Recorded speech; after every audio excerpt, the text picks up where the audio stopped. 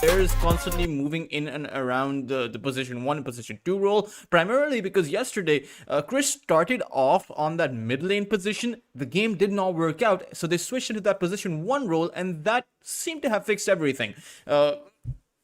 And now they have picked up a Shadow Fiend, right? And I assume that it's going to be Krish on the position 1 Shadow Fiend. And I say that because Yasho have played this before at Lunar Snake Trophy, and that was the position they played it in. In fact, they actually came up with a comeback. They were down 8 to 9,000 net worth of a disadvantage in one of their games, and it was Krish at the back of that Shadow Fiend to come up with that comeback. Let's see what Shark Squad will be able to bring, though, because this is, again, the roster, the team name may confuse you, but don't be confused, because Shark Squad are actually quite a strong contender for Lunar Strength Trophy. I mean, they're coming in with quite a few, I would say, established players, or other players that you have seen before, right? A mix of players from Interactive Philippines coming in, such as Sajiri and Rikusu, and then you have Gohan, who was previously with Team Ivory, Youngji and Yona as well. You guys remember them.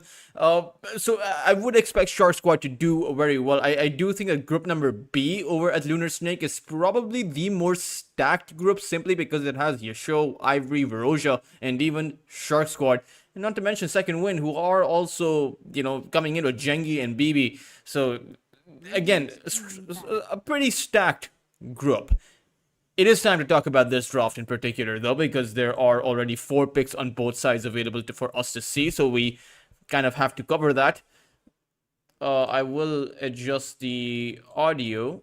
Okay, the audio seems fine. 10 seconds. Ancient Apparition, Underlord, Windranger, and Dragon Knight have the front line. They kind of have the disables as well. I mean, the Dragon Tail, the Underlord Pit, the Windranger Shackle. So it's a fair amount of control, and it's a fair amount of front line. They also come in with a bunch of damage. I don't know if this Windranger is going to be the carry or a core, or if it's just a support Windranger. What I do know is that Power Shot plus Ancient Apparition Ice Blast, that can do a whole lot of work. Now, they may want to play with the Windranger carry, and I say that because you have a Timbersaw on the other side. Windranger is one of those, I suppose, few heroes that does do well against that Timbersaw, simply because you can kite that Timbersaw around.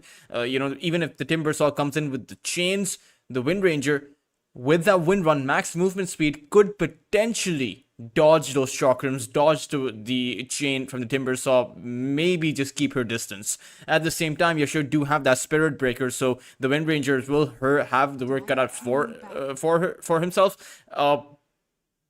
If it is going to be a core, of course. At the same time, Yasho, they do have 3 melee heroes, and that is something that the Ancient Apparition and Underlord are going to very much enjoy playing against, simply because of that Ice Blast. You may think that Yasho, because they have 3 strength-based heroes, 3 tanky heroes, that they might have more sustain, but against that Ice Blast, that sustain is not really going to matter. And when you add in that Firestorm coming in from the Underlord, there's a bunch of, magical damage available for Shark Squad, and also a decent bit of physical damage. It quickly will spiral out of control for your show. And the only question in my mind is, are they going to be able to initiate and then take some heroes down before that Ice Blast comes into play, before the Fiend's Gate, before any kind of counter initiation, right? You can burst someone down at the end of the day. If Krish is going for the Shadow Fiend on the position 1 role, I assume he's going to be going for the magic damage build, the Yasha and Kaya into Blink Dagger, and then you can potentially look to burst heroes, such as that Ancient Apparition, who will probably just melt with a few raises. No need to reuse the Requiem on him. The Dragon Knight and the Underlord, despite being super tanky, they probably can't survive that Requiem. At the same time, you could also go for the Silver Edge after you're done with the magical build. Or you can even go for the physical damage build and then make that Silver Edge anyway.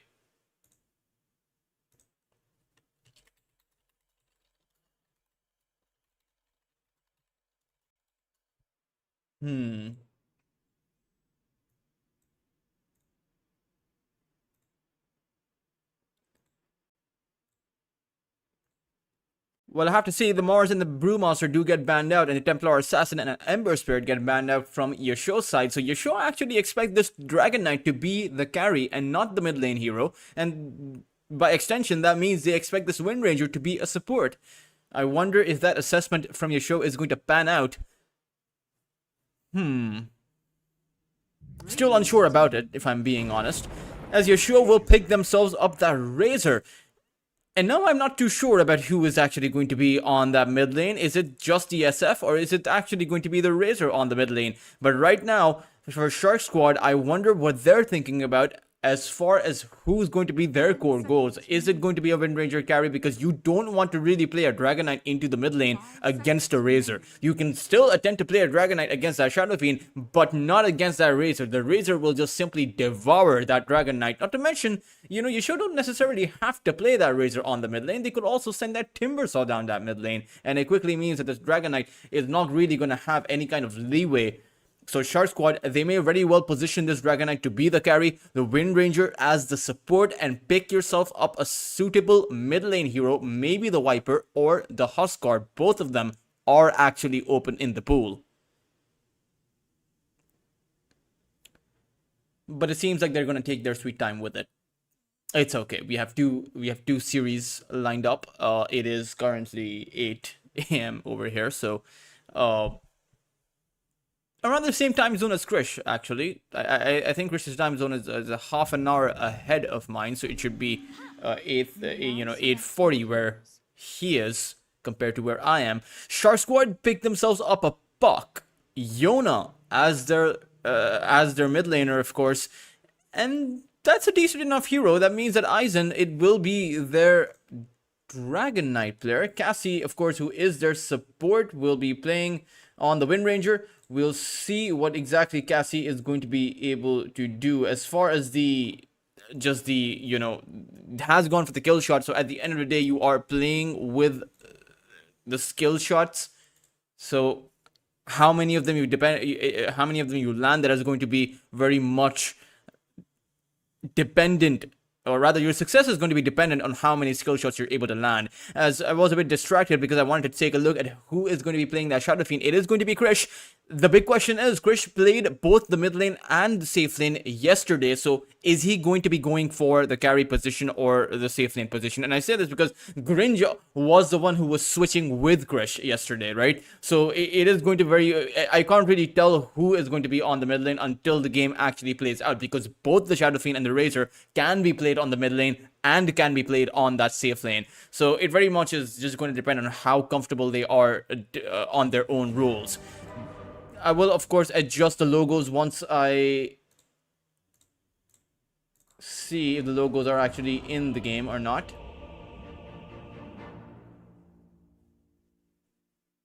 Time to break the ice.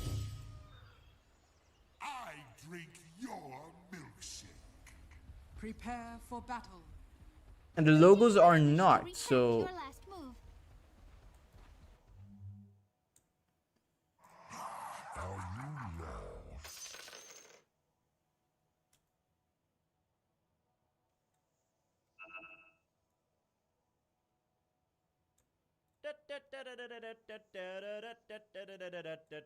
There we go, the logos have been entered. And meanwhile, there is going to be a bit of a disconnect, a pause, as we wait for Aizen.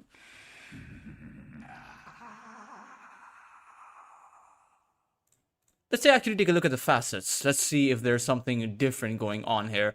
Pretty much everything seems to be the same. The uprooted facet for the Treant Protector, which doesn't really do anything. And I actually had a pretty interesting discussion, and I feel like you guys should also weigh in on this. Do you guys feel like facets should actually be in the game? Because I take a look at these heroes, right? For example, the Treant Protector, who doesn't have a facet. Even the Razor, or rather the Razor does have a facet. But some of the heroes in the game don't have a facet, right? Does it really change anything?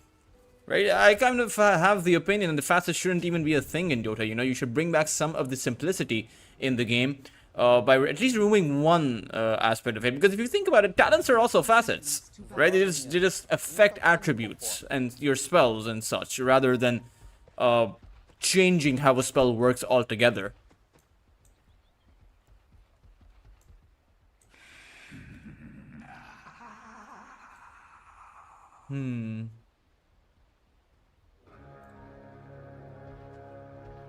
Krish? I mean, he's waiting for Cassie or someone to actually show up, but no one will. It will just be their bounty rune to take, and in the end, it will be 2 and 2 bounty runes. Krish will pick up the last bounty rune over on that top lane, and pretty much okay.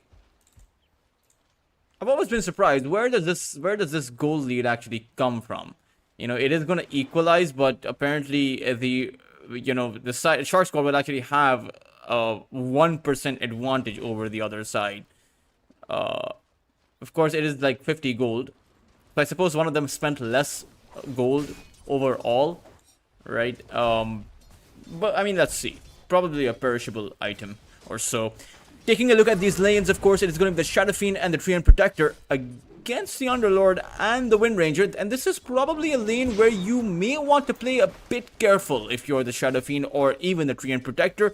I think Tammy as well as Krish could potentially end up going down to that kill shot, which deals quite a bit of damage for a basic spell, especially in the early game. I mean, 170 damage for a level 1 ability. Sure, you have to channel it to be able to hit that max damage, but still, it can do quite a bit if you're not careful. Right now, though, it is going to be Tammy who will aggressively trade with both the Underlord as well as the Wind Ranger. Certainly not the right idea, because you can see already Tammy drops down to less than 50% of his HP, but I suppose you kind of have to do this, right? Because if you don't trade, then you give the space to the other side to be poking your Shadow Fiend, and you really do not want your Shadow Fiend to be hit. At the same time, it is an interesting 4 Protect 1 draft they're playing, because this isn't a conventional 4 Protect 1 draft. You have to keep in mind that the Razor and the Timbersaw both will scale very well into the game. Sure, the Radiant side do too, but it's not as if... I do not consider the Shadow Fiend to be this end-all, be-all of late-game carries, right? I think it's a good late-game carry. I don't think it's, you get to this 40-minute mark and suddenly your Shadow Fiend is going to be uncontestable. I do not think that is going to be the case this game, especially with a Puck on the other side. For Shark Squad, a lot of what they want to do depends on this Puck. Yona will have to be the playmaker for Shark Squad in order for them to be able to transition into the mid to late game appropriately. And they have the Dragon Knight, so they will probably be looking to stack the tempo earlier on compared to Yasho.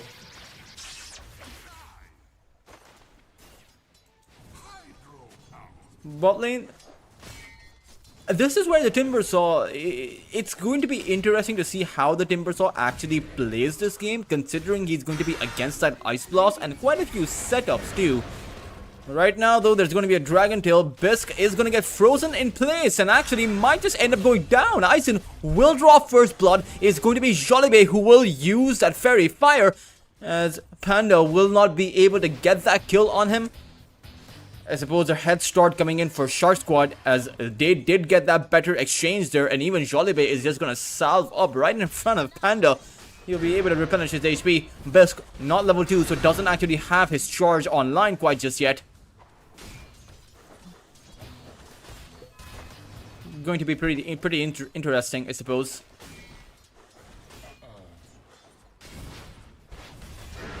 Oh, there is that Dragon Tail again being used, but no real follow-up coming in from Jolibe. He did not have the mana for his Chilling Touch, and probably, has, or rather for his Cold Feet. The Chilling Touch is his spammable spell. Has the mana for it now, and he has enough mana for, the Chilling Touch too, so he can use both of them. Aizen also has his Dragon Tail, so they could potentially look for a kill on Panda, but, he can just Timber Chain away. The only thing is, he doesn't have the Timber Chain, but there's no way for the side of Shark Squad to actually ascertain this. In fact, he'll never know if he has a chain or not until he uses it, right? It's like Panda is playing with a Schrodinger's chain. The Schrodinger's Timber Chain. It's interesting, because you kind of have to assume he's holding on to this. His level 2, he has put more points in his level 2. So that essentially means you don't know if his Whirling Death is the one being skilled up. He hits his level 4 mark now, and he's still holding on to that last skill point. It's interesting how he's not really going for anything. Maybe we'll decide to skill up that Timber Chain once he decides to actually use it, probably in the moment. For right now, it's a pretty much even affair on the side lanes. It's not so looking so even on that mid lane as Yona is dominating this Razor. 26 lost hits for this Puck as opposed to just the 17 for Gringe. As Walkie, who I assume is playing on the Razor, Walkie is not really having a good time. And I suppose you can't do much if you're this Razor here. You can't really deter the Puck from farming away. But at the same time, you probably don't want to give too many, denies away to the Puck. He has 8 of them already. Sure, Gringe or Walkie already has the 6 too. But I suppose that just means he's missed out on quite a few lost hits. Interestingly, this cosmetic happens to be one of my favorite on the Razor. When you're close by enough, the Razor swipes like a sword. You can see it here when he goes for this last hit. Okay, never mind. That one was not it.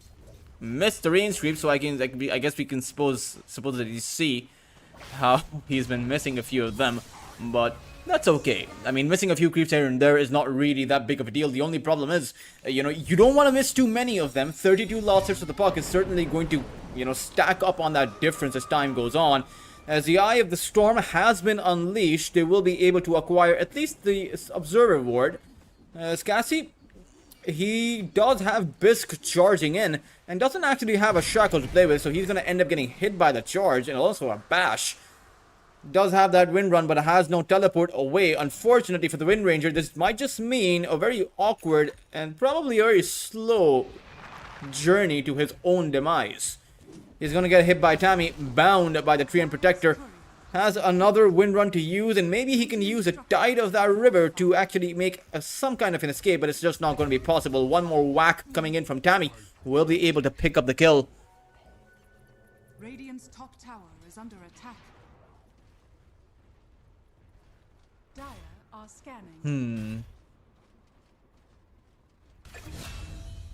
Ooh, Yona able... Oh no, that is a big kill to be found. Yona able to take out Krish. The safe lane carries Shadow Fiend.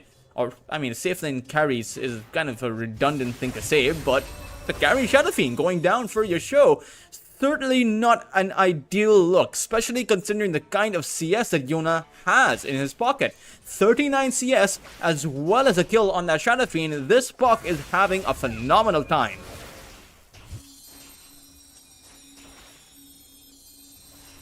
I do agree, Ill Will, some facets are kind of useless, right? And so on some heroes, some facets are, there's a clear choice on what facet you should go for because one of them happens to be useless.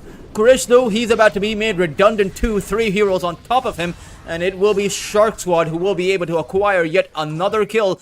And all the meanwhile, there was no support available for Krish there. The Treant Protector is unfortunately towards that bot lane. And over on that mid side, it is going to be this Bisque charged on towards Yona, who does get a hit by it, but he has the Illusory Orb as well as that Waning Rift. So this will be a failed rotation coming on towards Yona. All the meanwhile, you also do lose your SF. And this is one of the limitations of that Spirit Breaker. You naturally have to play aggressive in the lane, in the laning phase, which means that you may have to leave your Shadow Fiend alone. And, I don't think that Krish on the Shadow Fiend wants to be playing, isolated away from the rest of his team. He needs support beside him simply because of the hero that he is playing. Shadow Fiend is always going to be a vulnerable hero in that early game and is always going to be a target for the other team.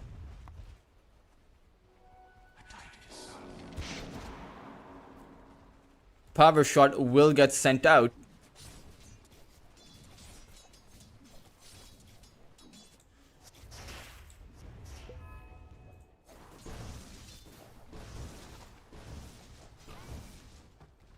As Aizen does have, or rather, I think it's Gohan, right? Gohan does have his Mask of Death. Probably will be going for that Mask of Madness, or does he actually have his Mask of Madness? It's there. It's arriving in his courier. Mask of Madness now complete. His flash farming capacity slightly increased, or rather moderate increase to his farming capacity, really. Maybe through this he can... Or rather, no, he's not even behind. It's actually Krish who has to recover. Krish who is going for that magic damage build. Tammy is here. This time around, they're making sure to keep the Treant Protector nearby, just so that if there's another possible rotation being made on towards that Shadow Fiend, they can at least be able to respond to it. And they have the living armor, you know, it's at the level 2 mark. Ideally, you have the level 3 living armor, so that you have that, you know, the 10 heal per second, as well as the damage block. Which doesn't decrease, but the decrease in the damage block per instance of damage taken does also decrease, right? So the damage block overall lasts for a little while longer.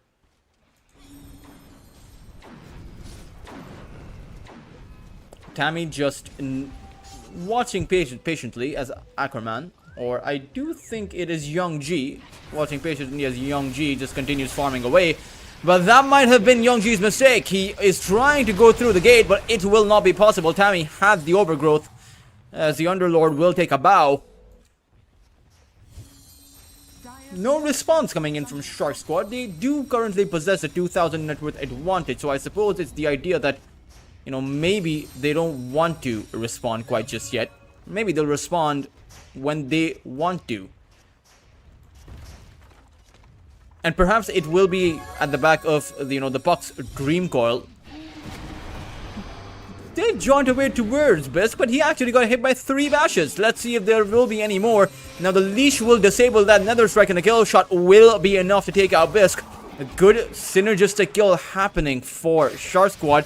But now that Gringe is here, they're going to be able to stop Cassie's teleport away. Should be able to bring Cassie down with that plasma field. So an overall 1-for-1, really not favoring either side. It is the difference of that tier 1 tower though that Gohan was able to take down that will mean it's a slightly favorable exchange for the side of Shark Squad.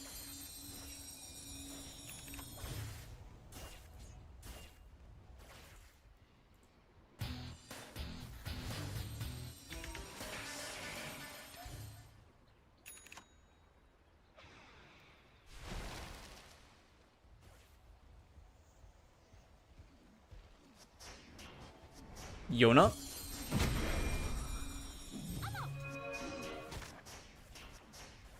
has the Oblivion Staff, is actually going for that Witchblade. I wonder who on the side of Yasho is going to be building up some auras, because you really do want some auras for your side.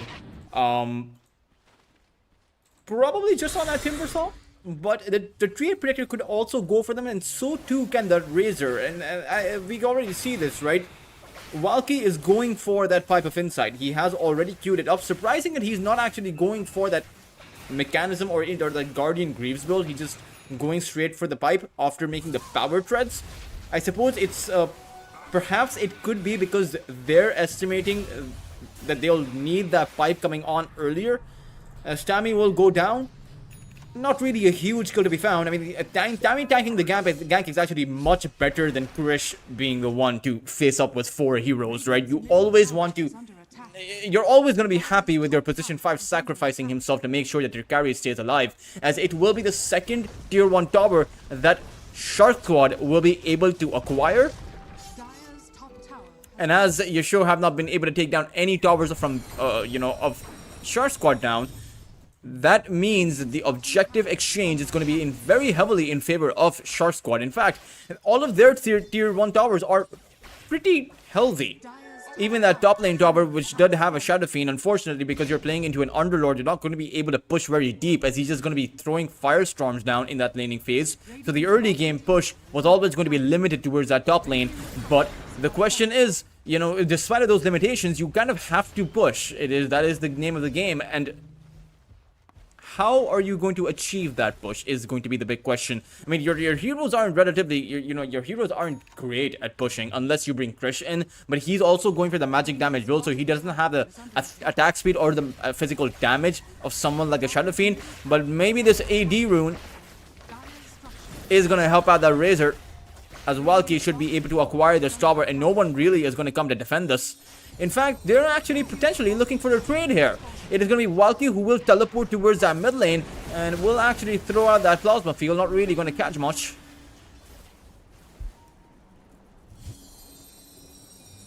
But I suppose the idea wasn't to catch anything. It was just to disengage.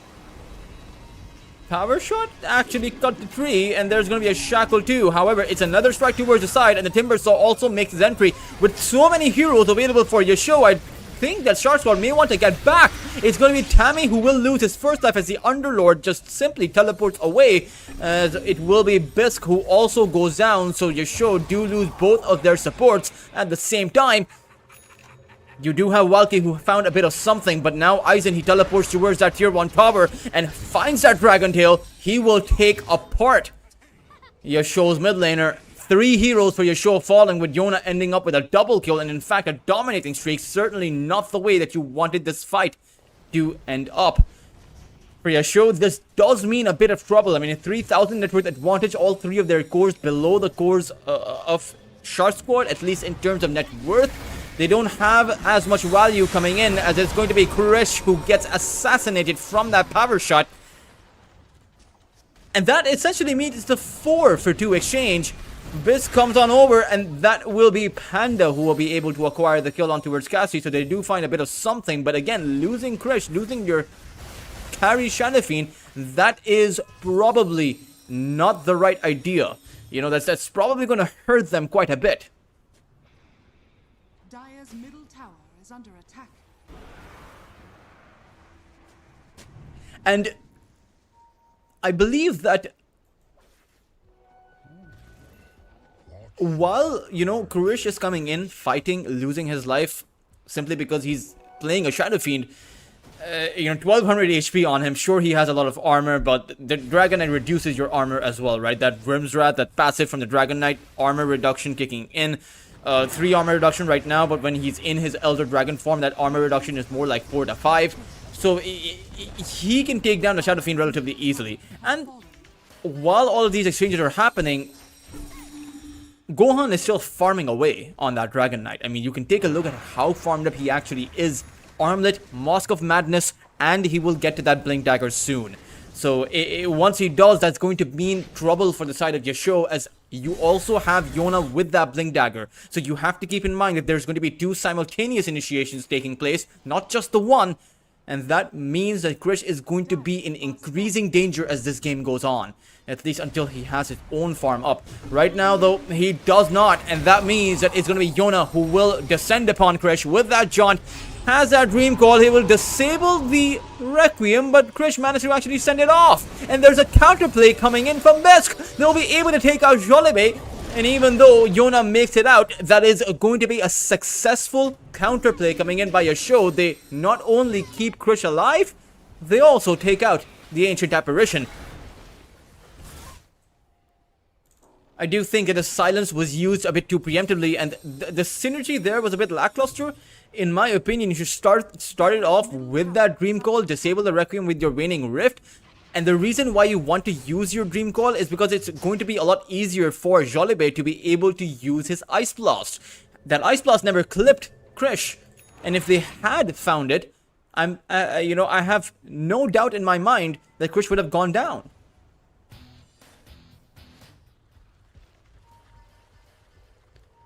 It's going to be a 4-man smoke by the side of Yasho. They want Shark Squad to move in on them, but Shark Squad, they want to move in on the triangle. Yona saw that, didn't he? He saw the Whirling Death be used. Now, even though your hero is not visible in the smoke of deceit, you can usually tell when an entire creep will, you know, melt, as Tammy just did. You know, he also possessed that smoke of deceit. Dream Call is used on that Ancient Apparition. This time around, the Ice Blast is going to clip Bisk. It's not going to burst him, but they didn't need it. Yona will end up with yet another kill. And almost has that Aghanim Shard. Actually has it. Decides to buy it out. You also have Gohan with that Blink Dagger. And when we take a look at the items available for Yasho, the Timber Saw is quite clearly pretty farmed up with that Blink Dagger and that Kaya and Sanj. Nice fair boost to his damage output as far as the magical damage is concerned, or rather the spell damage, right? Spell amplification. But at the same time, the caveat to that is, you know, one of the components of that is that health restoration, that plus 20%, which is not going to matter for the Timber Saw, simply because of that Ice Blast coming in from the Ancient Apparition. Right now, though, it's a charge towards Gohan. He's about to feel how Krish felt when he had so many heroes descend upon him, but Gohan will be able to get the blink out. Is this going to be enough for them to be able to come in?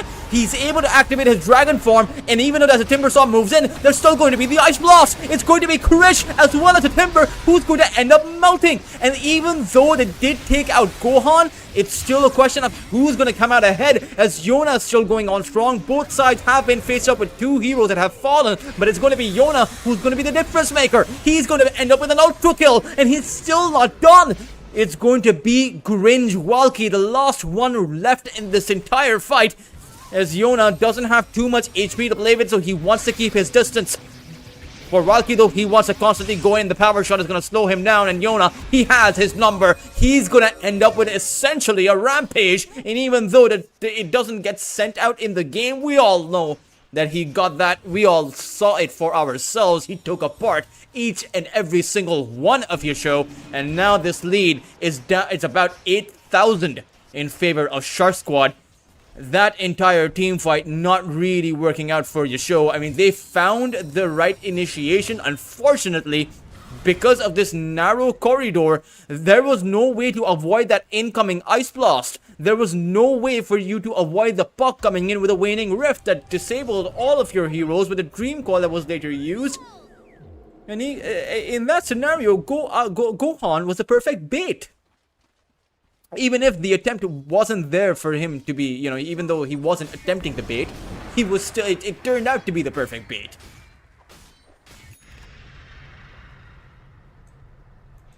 Sometimes the best baits are unintentional in a game of Dota. Razor, again, Dream Call expended. The pipe is there, but can he actually absorb that Ice Blast? It turns out he can't, not with that Wind Ranger throwing that long range power shot. Cassie, once again, coming in with a whole lot of impact. As Krish barracks, so at the end of the day, they get the full cake, right? They get the cherry on top too. And the icing, they get everything, basically. Whatever they wanted. They couldn't have gone for Mega Creeps anyway. I mean, 27 minutes, it's just simply possible. The heroes respawn way too quickly to be able to go straight for the jugular.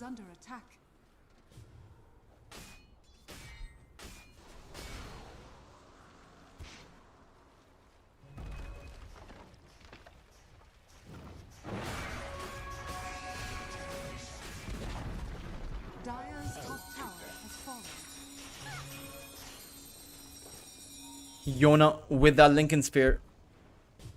Now an impossible target to go in on if you're Bisk, if you're the Spirit Breaker who wants to create some kind of space.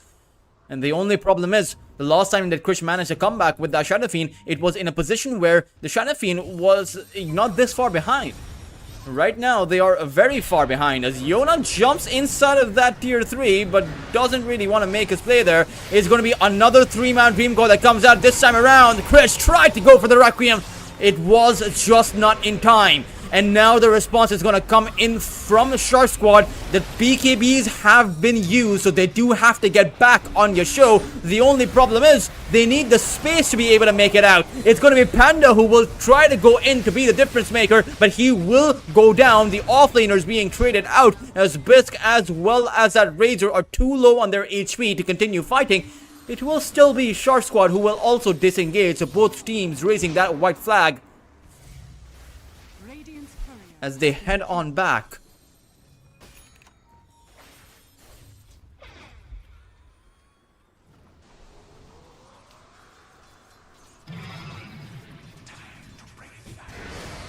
Krish? Oh. It's a bit rough. At this point, you know, yeah, you should need to go back to the drawing board. They're gonna go for one last Hail Mary play, most likely. And they might be able to get it done. I mean, the Static Link is doing quite a fair bit of damage, but the Ice Blast, again, time and time again, is just too much. Now, it will be Gohan who will end up going down, but the only problem is you now have to contend with Yona, and you simply cannot. It's going to be Cassie with that kill shot coming in play, and now only Panda is left to fend for himself, and he is looking isolated. It is going to be yet another team wipe, as Panda will call GG. That was the Hail Mary play that did not work out for your show. It is going to be Shark Squad to be the first game winners in this best of 3.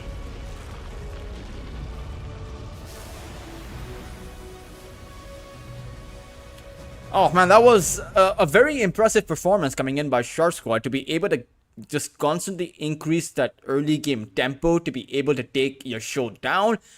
And keep in mind, your show, they're not an easy contender to rip apart like this. At the end of the day, like I mentioned, former Team Ivory carry Gohan coming in, Yona as well coming in, former Interactive Philippines players. So it was a position where, honestly, Shark Squad, despite of their name, despite of the fact that their name might be a bit random, might be a bit new, the players are not, right? And your show will need to put in some serious work if they want to take this to a game number 3. Of course, we will have to wait a bit, guys, just a very short break, a few minutes at most, before we resume with that game number 2 to find out if your show will be successful in that comeback or if Shark Squad will just sweep them under the rug. We will be right back, so do stay tuned in.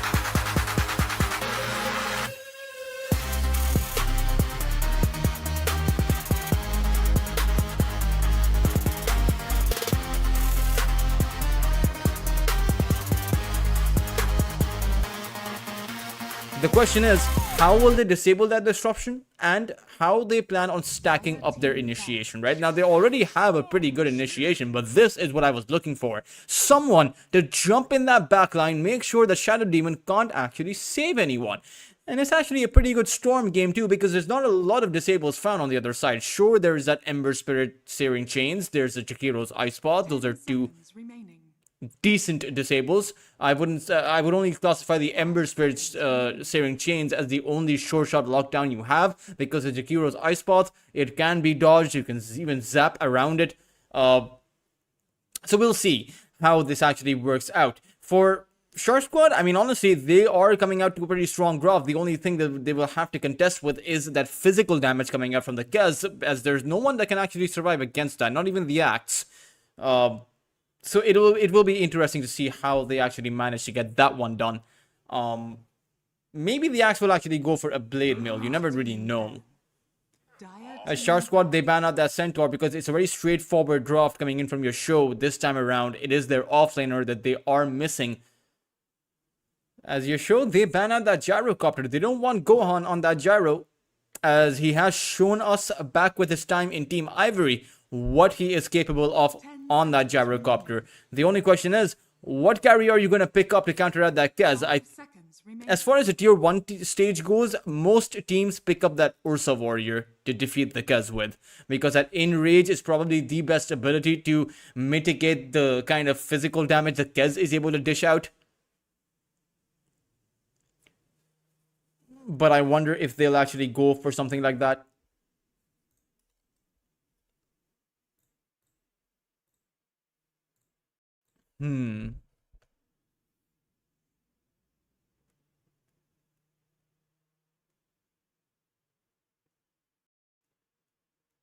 Radiant team ban. The Underlord is actually going to be banned by Shark Squad, as you show.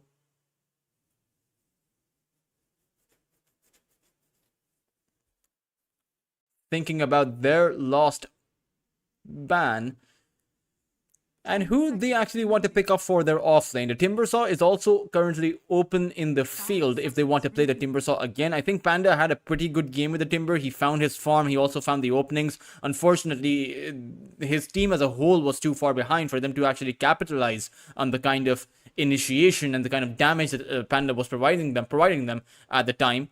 This could be a good game for the Timber, even if they do lag that lockdown, or they might actually go for something like a Tidehunter, you know, and play with the Blink Dagger Ravage, which is not all that commonly seen any longer, but still could be good. They ban out that Templar Assassin. Let's see what Shark Squad have been cooking up their sleeve, as they're still thinking about it.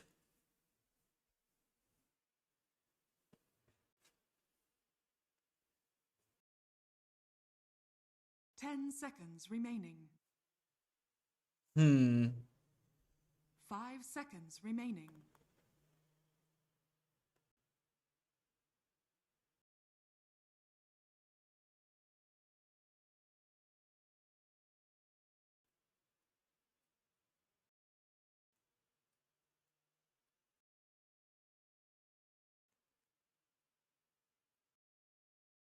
Radiant team pick.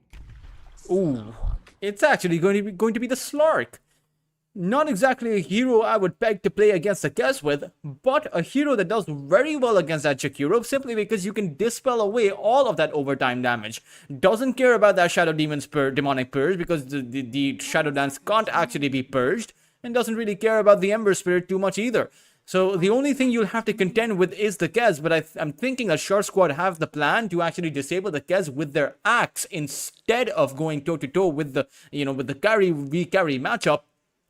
For your show, this is a great Timbersaw game because Slark hates the Timbersaw with a passion, right? Timbersaw, you talk about stealing attributes, that's what the Slark is known for. The Timbersaw kind of does that too. He doesn't steal them, but he takes them away. And playing against a hero that is very low on his HP, like the Slark, I think the Timbersaw could be the perfect pick here. And the Tidehunter wouldn't be that great, because the Slark does very well against that Tide. You may be able to dispel away the Saltwater Shiv, but can't really dispel away the attributes shift, or the attribute steal essence shift that the star gets. It's going to be the Enigma that comes out for your show. They're going to go in for the wombo combo with the black hole as well as that raptor dance coming in by the Kez, and it will be a switch around. It'll be Krish back to that mid lane that he was in yesterday. It will be the Kez, or it will be Valky on the position 1 role. So it's going to be interesting to see how this switch around is going to affect them. It does seem to suggest that your show, they still haven't found their, found their feet on the ground as far as their draft is concerned, because they're still shuffling players around in their respective positions. Shark Squad, I mean, they have their lineup set, right? They know, each and every single one of them know what they're going to be playing. No one's really going to be switching around. Yona on that Storm Spirit. Let's see if he can have as impressive of a performance as he did with that puck. One thing is for certain, Shark Squad, you cannot get caught with that black hole. I mean, the Macro Pyre that's going to follow up, the Kez that's going to jump in, even the Ember Spirit with the AoE damage coming in from that Flame Guard, the Set of Fists, as well as that Searing Chains, that's going to melt Shark Squad. So what is going to be the game plan? How they plan on disabling it?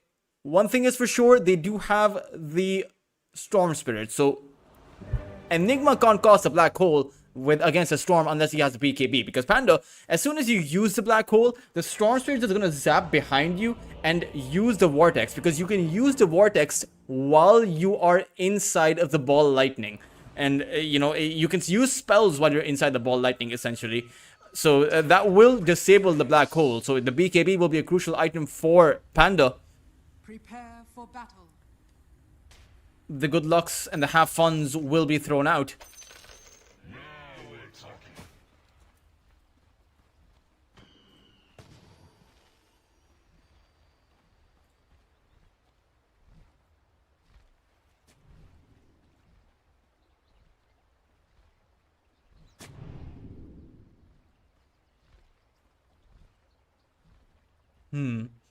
Let's see what the laning phase has to offer. I will obviously adjust in the logos now. There we go. You should see them on your screens. Have yet to see what Gohan can do on the Slork. I don't think that I've seen him play, or rather, I have not covered him play the Slork on the position 1 role, but a lot of other I've seen a lot of other players have played the Slork. I mean, the first one that comes to my mind really in the tier 2 Southeast Asian circuit is going to be KSH from Yangon Galacticos. He does play the Slork. In fact, I covered him in the Blast Slam close qualifiers. He brought out his Slork. Very impressive early game performance, as you need to have with the hero like a Slork. As Gohan is going to go in with the Pounce, Disruption is going to come in, but Bisk is going to be held in by the Bushwhack. That should be first blood, and it's going to go the way of the Slork himself. Gohan is going to be very happy with that head start, as he is, or rather has queued himself that Wraith Band. Not really the item that you see typically on a hero like the Slork, but I mean, it's a starter kit item at the end of the day. You're going to be pretty happy with that. As Cassie's sticking around, it seems like they want more out of this. Maybe they want to take Bisk down for a second time. They're just waiting for him to come on just a little bit further. But Bisk's, his spider senses will tingle, and he won't actually walk on ahead. It's going to be Gohan who will start things off with a pounce on towards that Enigma. Bisk is going to come in with a disruption to try and save Panda, but in the end, Panda will go down. Aizen maybe will fall because of those Eidolons that are packing in quite a bit of damage, but still they can't quite clear the gap. Aizen will, or Gohan will be able to make his way out, and will have those tangos for the heal. No salve really coming aboard, so you are going to be low on your HP, as the Hoodwink will teleport towards that bot lane, but they've gotten the Slork the kind of advantage that he needs. It's a double, it's 2 kills in this safe lane for this young carry player.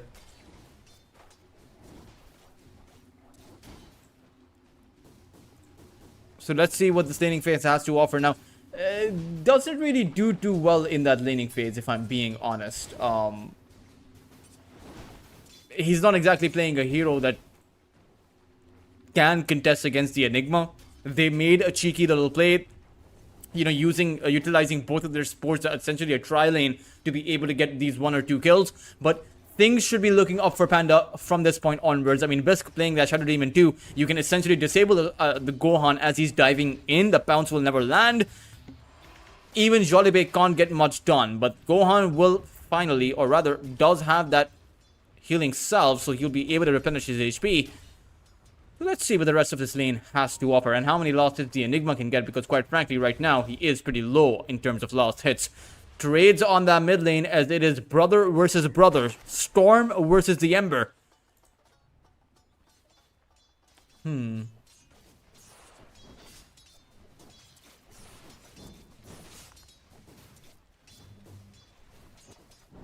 Let's see what the Ember is going to be able to do.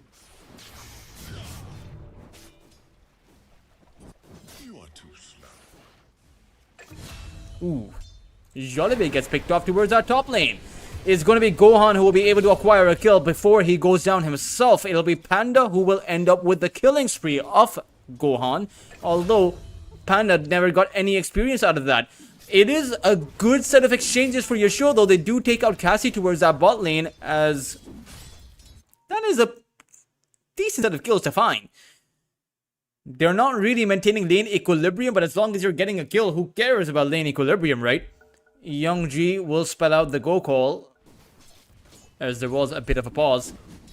But this axe is learning new synonyms of the word struggle. 5 lost hits for Young G. This is not really the kind of game the axe wants. Now, the good thing about the axe is that you can always fall back to that triangle, or rather fall back to the jungle, to be able to get your CS if you can't get much done in the lane. And it is a very tough lane to begin with. Not only are you playing against the Kaz, you're also playing against the Jakiros. And you can take a look, as soon as Youngji shows his face, they are going to go on top of him. The Echo Slash, enough damage for Tammy to be able to pick up the kill.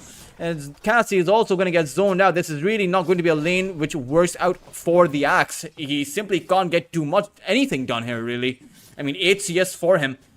That's going to put pressure on some of these other lanes to be able to make things happen. And you know, both of these two mid laners, they are playmakers. Both Krish as well as Yona. Who's going to be able to come up with the more successful rotation? Well, that is going to be the big question, as Jollibee finds the D ward in exchange for his life.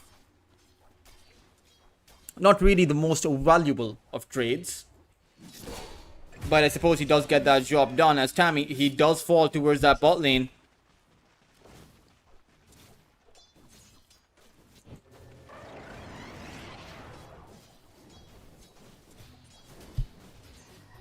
$15 lost hits for Aizen, so it... Oh, no. Particularly bright or enduring. That is not good. That is... Storm versus Storm, or rather, Spirit versus Spirit, a skill-based matchup, and Yona has clearly proven that at least in this game, he came in with the better skill, able to take out a solo kill against the mid laner for Yasho, as that's a decisive advantage that he will forever have in this laning phase. For at least the next 5 minutes. I mean, not only does he only has 1 more CS, but still this advantage will help them come back into the game later on, as their offlane truly is struggling. I mean, Young G, he thought he could get the kill on Tammy, but he might not even be safe here, as it is going to be Walkie to pick up a double kill, may even end up with a triple. The Echo Slash narrowly misses. Bisk will be able to pick up the kill there. Tammy goes down to the Battle Hunger, but at the end of the day, there is 3 kills that Yasho were able to acquire. As Krish falls back to the jungle.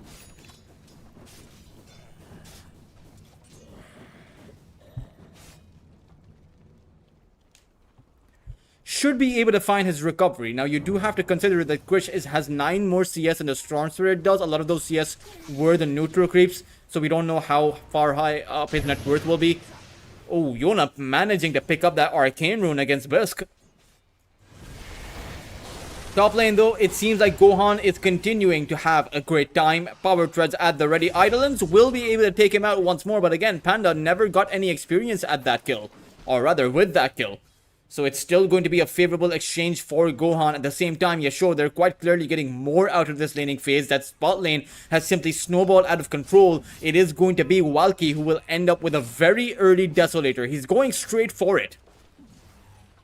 Maybe looking to build up that Falcon Blade first. I mean, he does have that Sage's Mask, but may not go for it. Is, you know, depending on how the next few minutes pan out for him. I mean, if he can get to the Mithril Hammer first, might as well go for the Desolator. You know, just pack in that plus 50 damage. Take some early team fights. Or maybe just continue farming and making this Axe's life a living hell. I've been wanting this. Dire's middle tower is under attack. Dire's structures are fortified.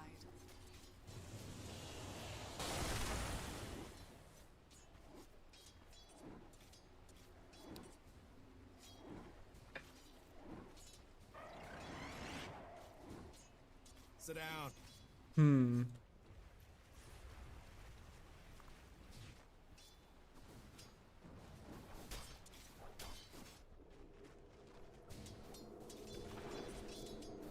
Almost has that first component. Krish will have to pause the game. Perhaps it's a bit of lag as well. I mean, sometimes the Valve servers do lag a bit. That's no secret. But sometimes they don't. Who knows? It could be a you know, it could be a bunch of issues that he may be facing. You know, it could be whatever voice communication channel they're using, Discord or TeamSpeak or who knows what, right? That could be lagging. His internet could be lagging. Anything can possibly be happening. Perhaps it's his doorbell that's ringing. You know, there have been times where, you know, it's been obviously a pleasant time. Gives a good laugh. You know, sometimes YG have to pause the game because they have a doorbell delivery, or their doorbell rings for their food delivery, since these matches do start very early in the morning.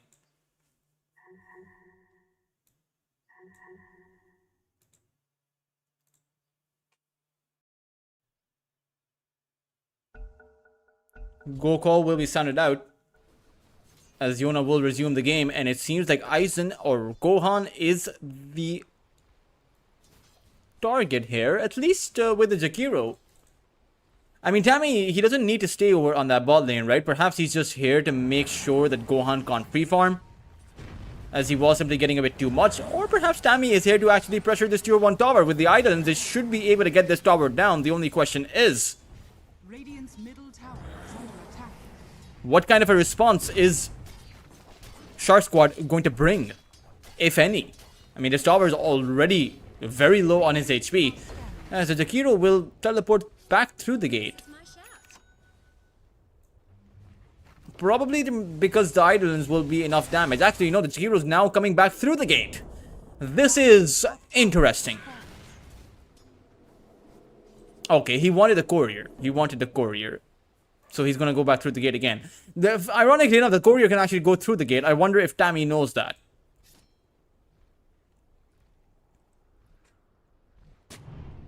As it was funny seeing Tammy go through the gate thrice.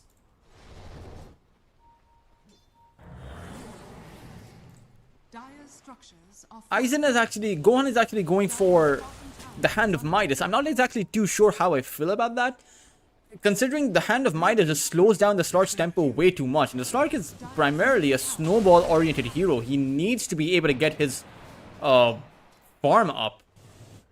And the Hand of Midas, the rate of return, or rather the return on investment, kicks in after so long, particularly as they've essentially nerfed that Hand of Midas to the ground. So it's surprising to see him actually go for this kind of a build. Wants to sap some of the experience from Yona farming away those creeps. Probably very close to his level 8. At the same time, Yona is level 9. He has a full level advantage over that Storm, over that Ember. Jollibee, he wants to make a play, but Yona was ready and was waiting. So too was Gohan. They will be able to take out Krish, who was just going in to poke the Storm. He felt a particular calm in the air as he approached Yona, but he quickly realized that the Storm always follows the calm.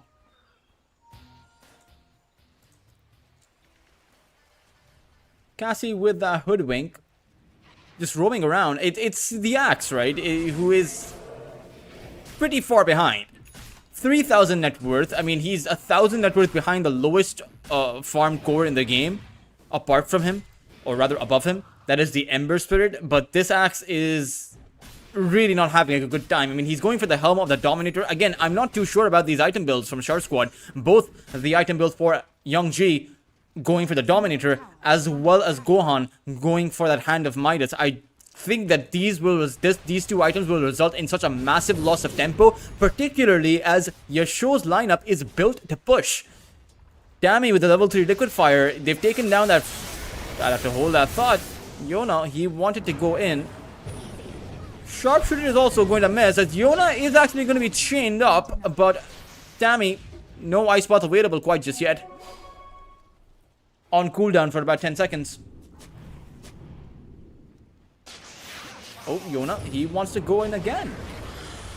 Bushwhack will come out, but not really going to catch much. As you do have Valky almost having built up his entire Desolator, just needs about 80 gold to be able to have it. And once you get to that Deso, the amount of damage this Kez will deal is going to be 150 per hit.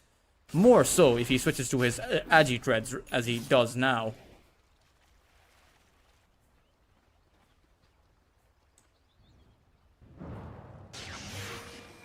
Ooh, missed the zap. And thereby missing the Vortex, but doesn't need it. There's going to be an Ice Blast that's going to kick in. Jolibe will be able to pick up the kill on Tammy.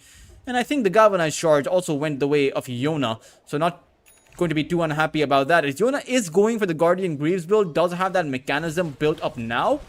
And with the Guardian Greaves, it's going to allow Yona is essentially that Dispel against the Searing Chains. One of the only sources of a lockdown available for your show. Now, the only spell that they can use to catch the Storm is that Ice Path or that Black Hole if they want to expend it. As it does seem like Panda will expend it to take out Gohan. He will find that Slark. 500 gold for Panda. Needs to be careful though, or rather, Panda's lucky that it was Biss coming in to tank up that gank. However, Yona doesn't actually have the mana to continue, so at the end of the day, Yasho will survive on their Shadow Demon. In fact, it's going to be the side of Shark Squad who won't be surviving. Yona will get picked up as Krish comes in from the side, and Panda will end up with a dominating streak and a double kill to his name. Probably just looking to push out this tier 2 tower as well with Tammy nearby. Level 3 Liquid Fire. Not really level 4 quite just yet, but they don't... Level 3 Liquid Fire is still plenty of damage. Especially since this tower is only 2500 HP. Down to about half of his HP almost. Teleports are going to come in. But they don't have their Slark. Yona is the only one here who will use the Static Remnant to be able to take out those Eidolons. Radiant's bottom tower is under attack.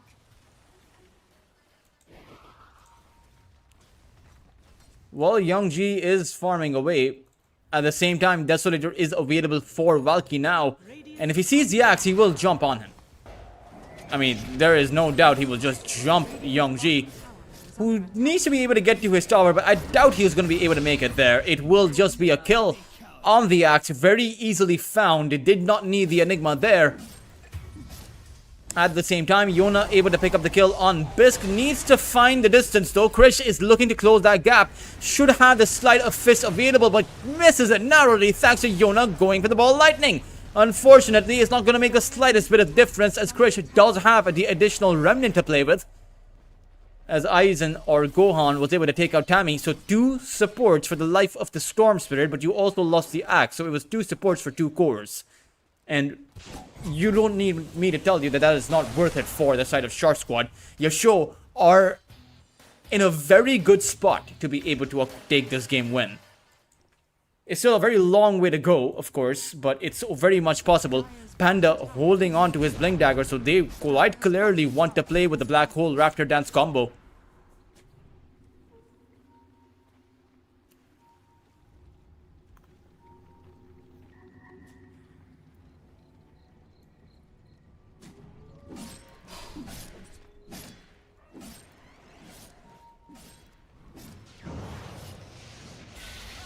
Long range zap comes in. There's an Ice Blast going to land on Kez 2. He is just going to get bursted Kurish wants to head on forward, does not have a remnant, but it's coming off of cooldown in about 1 second. He did end up getting called though. However, he still has the remnant. There's going to be that black hole coming in from Panda. It does not clear up anyone though, as Yona decides to jump back in. Disruption comes out that will dodge away that pounce, as Gohan is in big trouble. He will not be able to survive from that. Had no Shadow Dance. It will be a 1-for-1. Ironically, both carries being taken out from the fight. The question is Yasho going to stick in this position? There's going to be Panda coming in with a stun. Should be enough damage to take out Cassie. As, I mean, Krish has fully recovered. When we take a look at his net worth, he is, or rather has the same net worth as a Storm Spirit does.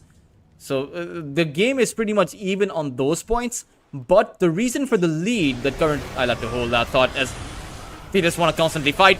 This time around, the pounce is going to land. It's going to be Gohan, who does seem to have the Enigma under wraps. Panda will go down, as it did seem like he did not want to take Krish out. He did have that invisibility. As a Guardian Greaves is going to kick in, Aizen wants to go on forward. Won't be able to find that pounce though. So at the end of the day, it is just going to be the offlaner straight it out. Pretty much even team fights for both of these two sides when you consider who's actually dying and who's actually surviving.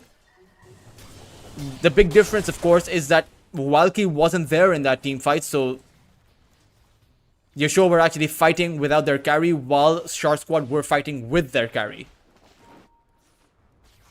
As quite frankly, with this Orchid build-up, you want to constantly look for team fights. But the Orchid also means that they're not naturally pooling all of their chips into one basket. They don't want the Slark to be the sole carry of this game. They are relying on Yona to do some bit of the heavy lifting as well.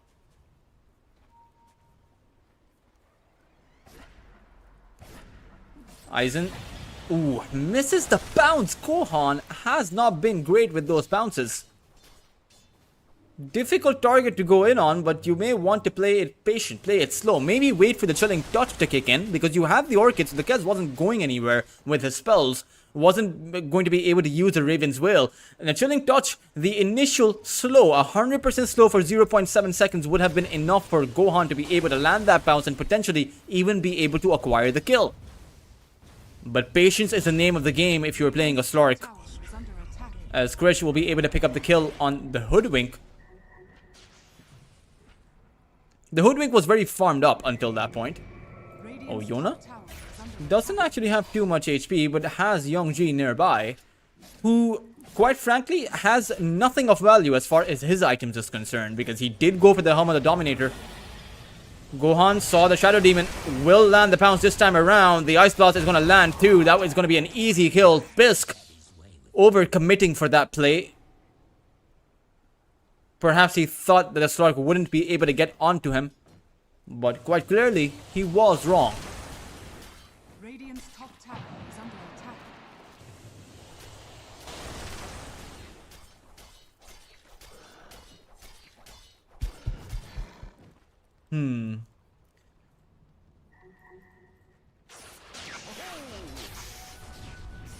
Kaya is almost up, or rather, it is up for Yona. So he is now going to start stacking up on some magical damage output. Probably a lot of mana regen too. I think the Kaya is, as much as it gives you spell amp, the Storm also wants the mana regen and the reduced spell cost.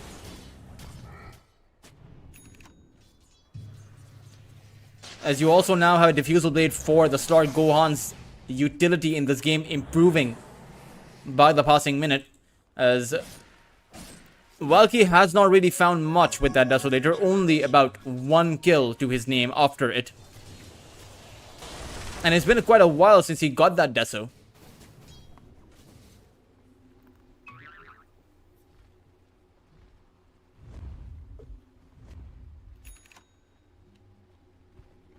It is going to be a Smoke of Deceit play near the 20-minute mark, so quite clearly, Yasho, they want the Tormentor.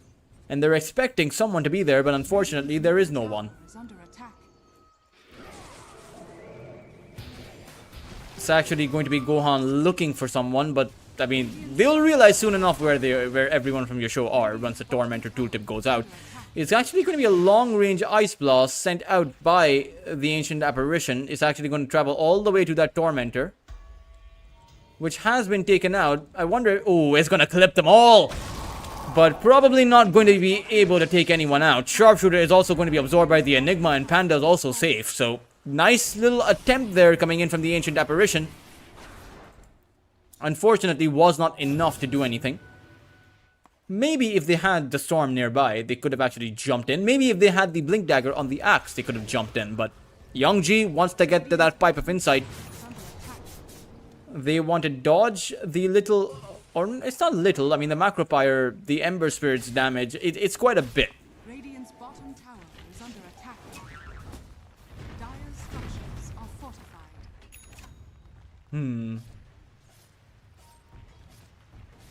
Radiant's middle tower is under attack.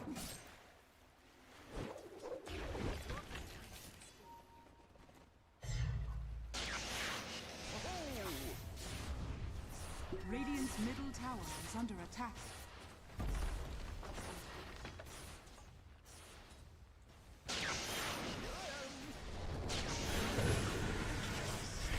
Ancient Apparition in trouble. Krish will be able to wipe him out.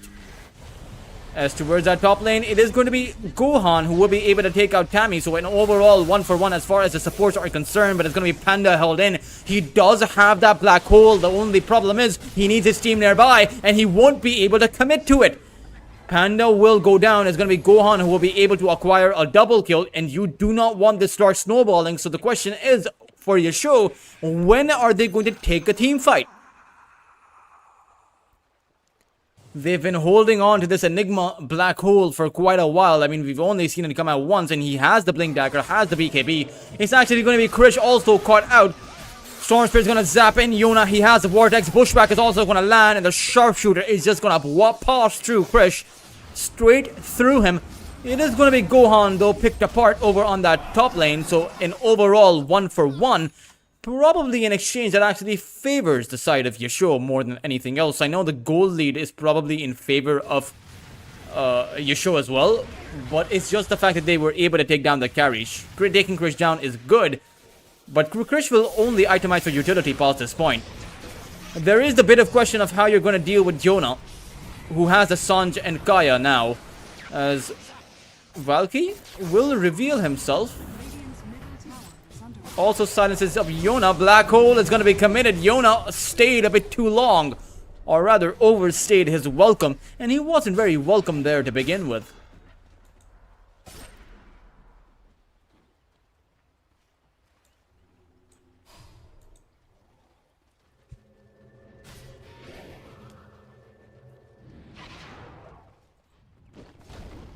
But now the black hole is on cooldown for about 150 more seconds. Valky finally stacking up on some Desolator charges.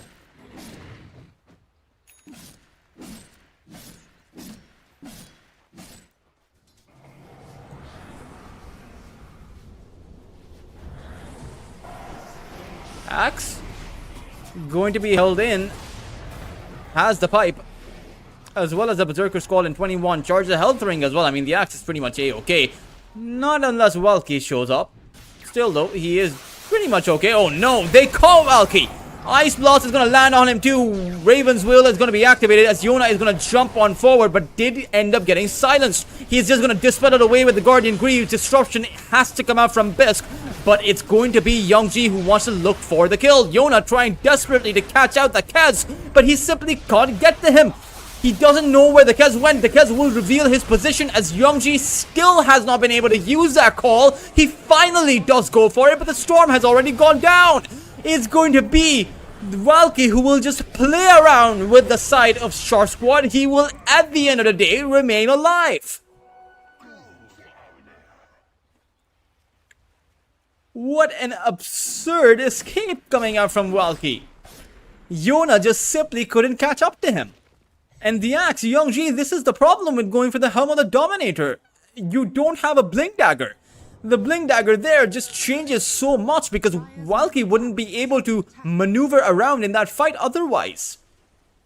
Not to mention, there wasn't anyone else nearby. Gohan was farming away for his Aghanim Scepter, which he has now.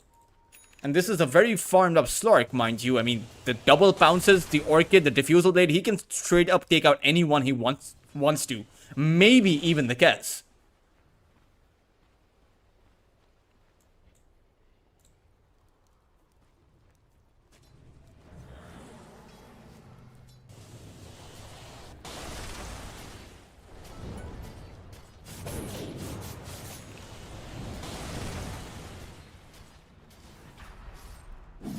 Roshan is going to be under siege.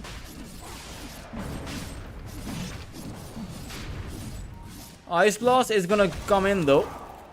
And Valky will be hit by the Sharpshooter too. Still, Gohan doesn't have the perfect entry as Yona is not nearby. Yona is all the way towards that bot lane, who has decided not to actually help out his team. But Roshan is going down. In fact, Roshan has already gone down. Krish will send a Stark up into the air, but Krish will get silenced by that Orchid.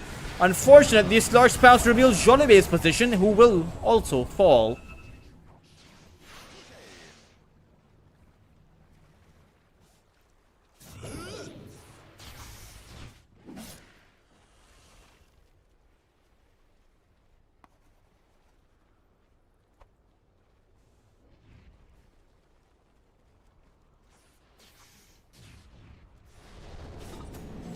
Dire's middle tower is under attack.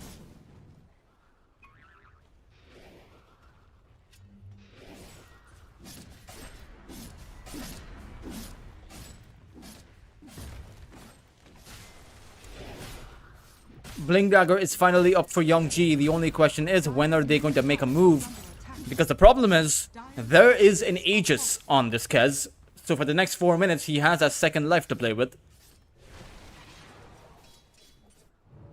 Gohan, he sees Krish. Krish also sees Cassie. The only problem is, Krish might just end up getting baited in. Gohan is gonna pounce on towards Krish, who is silenced down. There is the second pounce available as well, but they're actually gonna disengage because the teleports were coming in. So they're afraid of the counter initiation, particularly the one by that Enigma.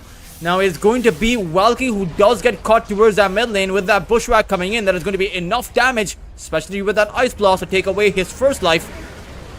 It is going to come at the cost of Jollibe's own life, but that might actually be worth it for the side of Shark Squad, as they also take out Bisque.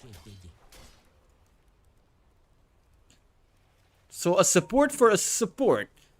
And again, 28 Essence Shift stacks for the Stark. You don't want to contest him right now. I mean, he is pretty scary.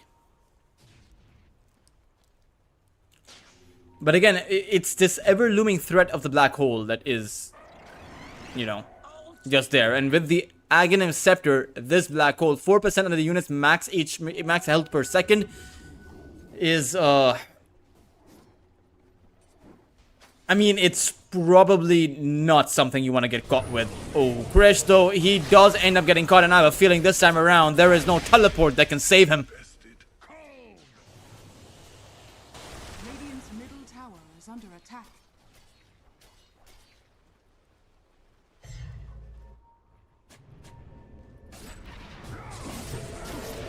The axe is also going to catch out Valky, who's just going to get culled down. It's in fact going to be the Jakiro 2 grabbed up by that Vortex. Yona able to catch out that twin-headed terror. And I have a feeling this game is shifting. The momentum, it seems to be in favor of Shark Squad.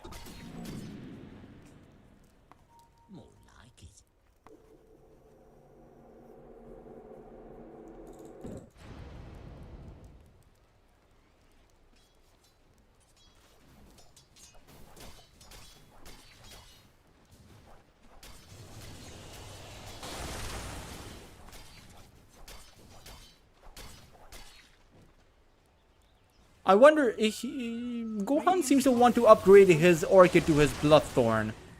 Not too sure about. I mean, he does have his Shard. He has most of the items a Stark will need at this point.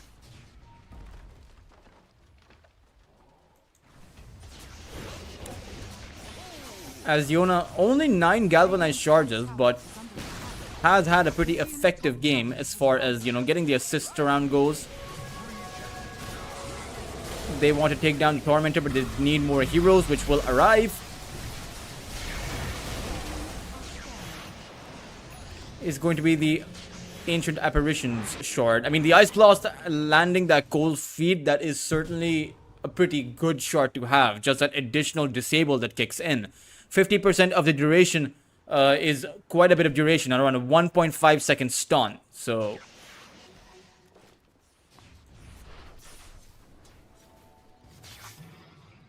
won't need that instant vortex, won't need that instant bounce. You will have a 1.5 second buffer in order to plan, in order to position yourself a bit better for the initiation. And still, Panda, we have yet to see that big black hole come in. The kind that reverses the state of the game. As this lead, you know, it's snowballing now. 4,000 of a lead just around a few minutes ago. It was, you know, at the 30-minute mark, it was essentially, oh, this was a 30-minute mark. So around a 28-minute mark, you know, 2 or 3 minutes ago, it was essentially an even game as far as the net worth is concerned. It has now become a 5,000 net worth advantage for the side of Shark Squad. And that does not bode too well if you're the Radiant side, as you are 1 game down. 1 more game and you do end up losing this.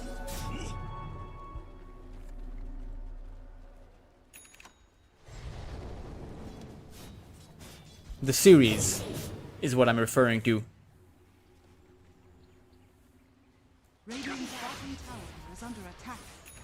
Tier 2 tower towards that bot lane is, well, it's fallen already, as no one wanted to come to defend. And they can, right? They can use that black hole, but they haven't really committed for it.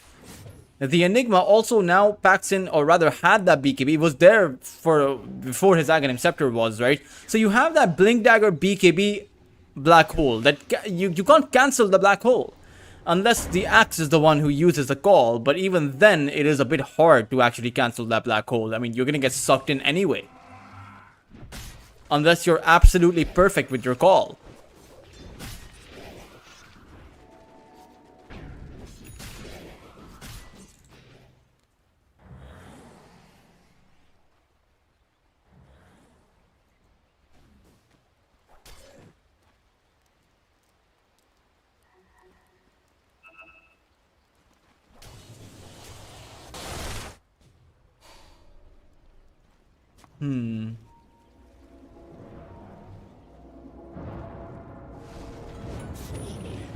Ember Spirit is gonna go in. Youngji, though, he might be safe. Oh, actually able to blink out despite the vessel on him. Very impressive. I suppose the tick rate didn't actually kick in for the Axe to disable his blink. Let's go on. Does have that Bloodthorn now. Is itemizing for that Eye of Scotty.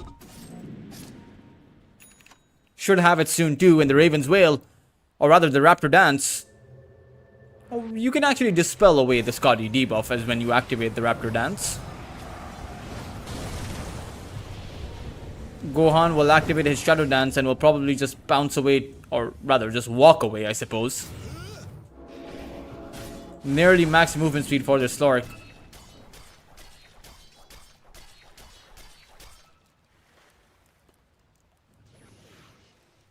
A bit more than max movement speed, actually.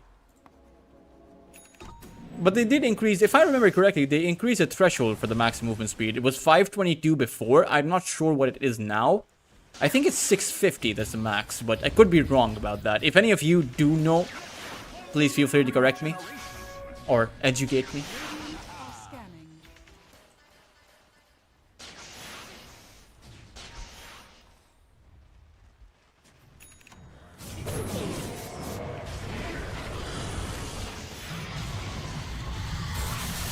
Yona is gonna go in for the zap, but again, you have to be careful about Panda. He is just itching for that black hole.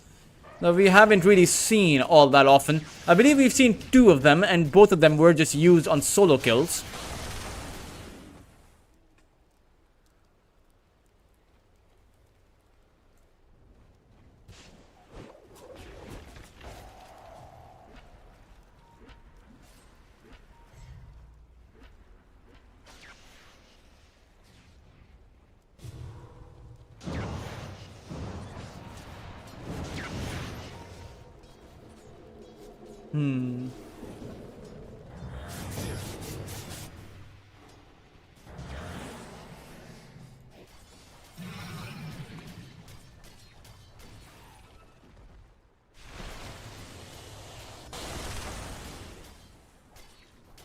Radiant's middle tower is under attack.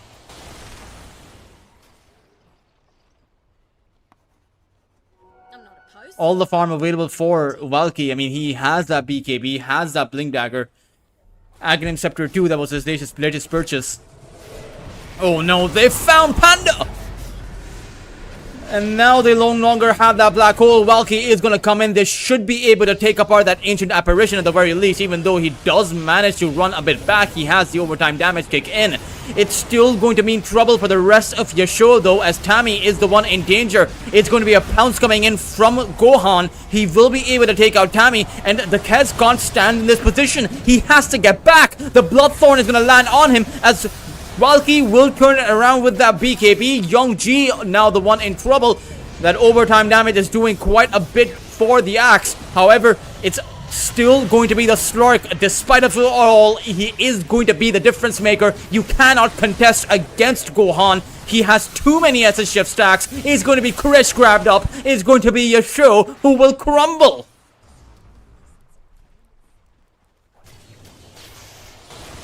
A brutal team fight for them as they only managed to take out that ancient apparition, and things are dangerously bad now. 11,000 of a net worth disadvantage against them, and we saw what an extended team fight does when you don't have your Enigma.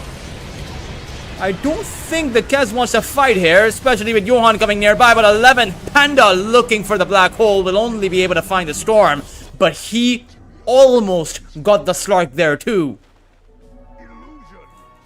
And in fact, Panda, he has that refresher orb coming in, and they perhaps, I mean, if they clicked on him, they would have seen his refresher. He was inside of the vision of the creeps there. So maybe Panda, I mean, he actually just used his refresher. Might as well, right? Because the black hole cooldown is also around 160, the same amount nearly as a refresher is. Tower is under attack. Might as well have that extra black hole and have the refresher on cooldown. But, oh man, if they were able to catch Gohan too, that would have been a completely different fight.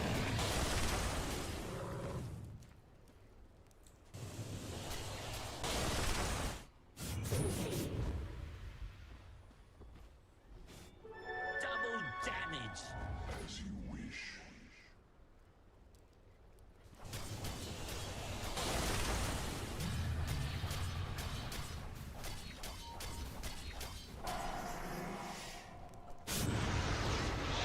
Krish, there's the black hole again, and it seems like Gohan, he has overplayed his hand. He'll actually drop everything on him, and they will be able to take him out.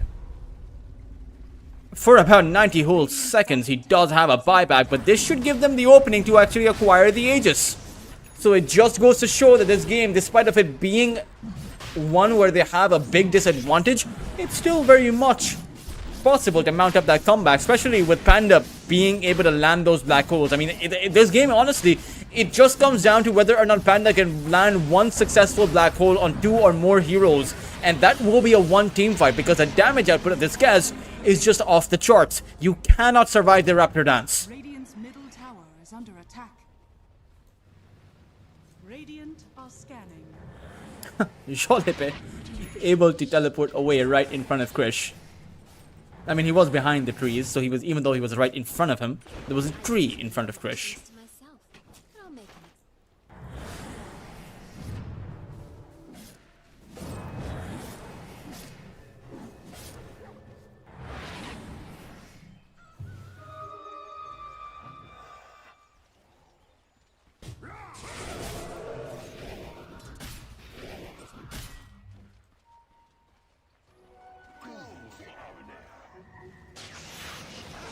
Yona goes in for the Vortex. I wonder if they'll be able to take him out. Sharpshooter is not really going to be there as it is on cooldown, so the Ember able to make it out, but barely so, with around 600 HP.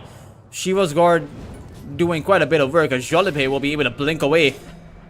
Can he survive against that Glimmer Cape? doesn't actually have his teleport. Will actually use the Observer Ward. Krish will spot him out though. Jolibay will drop down that Ice Blast, but won't be able to take Krish out. I believe Krish will be safe, especially thanks to that Glimmer Cape and even Bisk's disruption. But still, it is the map being split apart here, right? Because you constantly see that bot lane pushing in, and with the 2 meat wagons available, this tower is bound to take in at least a bit of damage. Oh, Cassie does have his force off, but really can't go anywhere. Demonic Purge disabling the forced off too, as well as a Glimmer Cape. Octarine Core up for Gohan, as he also has the Flare's Bota.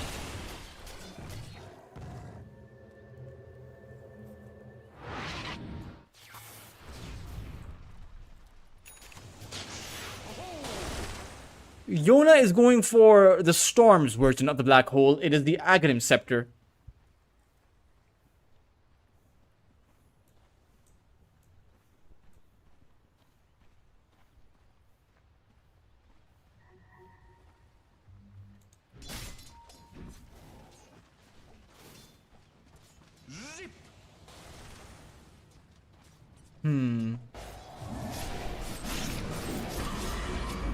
Youngji.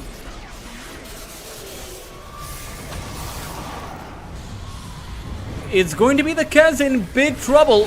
He'll actually lose his Aegis. It's going to be Jolibay towards that backline, also in a bit of danger. It does seem like this team fight is not working out for them, as it's a black hole that comes on top of both Aizen as well as a Storm. They'll lose their lives. Shark Squad bungled their entire lead, as it did come down to that one black hole.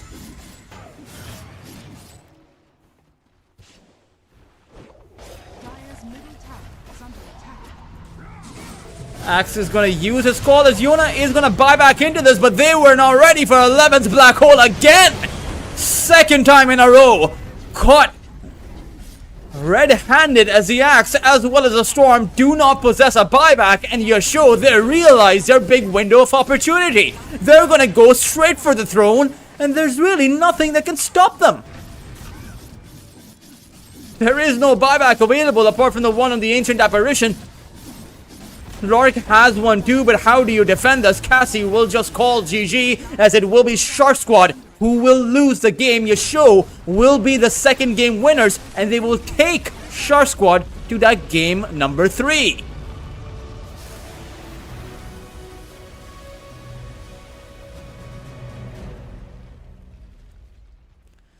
Oh man, I mean, 11 stepping up for the black hole, certainly a sight to behold. Not only catching the 2 cores once, but he did it again, and it was... It's very difficult to play against the Enigma's Refresher, right?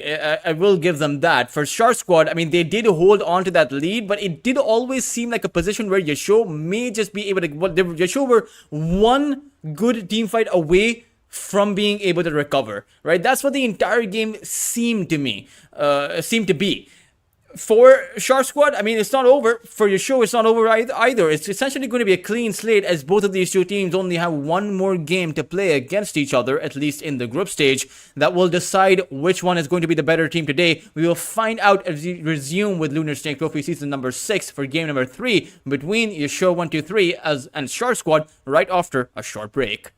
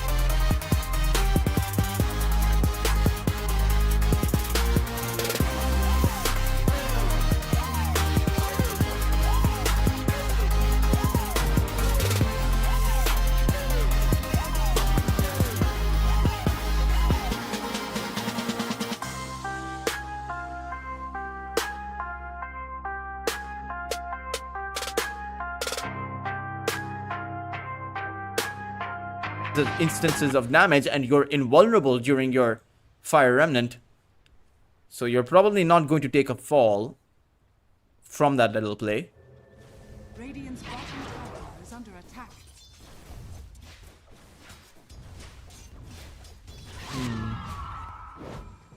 Roshan has fallen to the Radiant.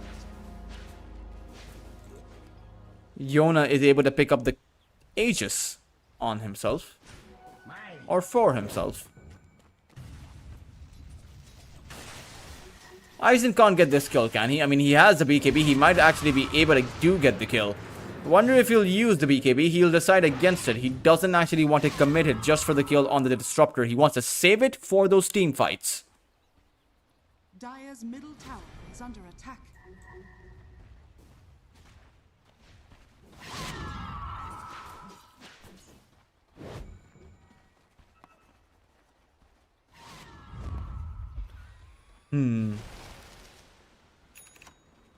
Dire's bottom tower is under attack.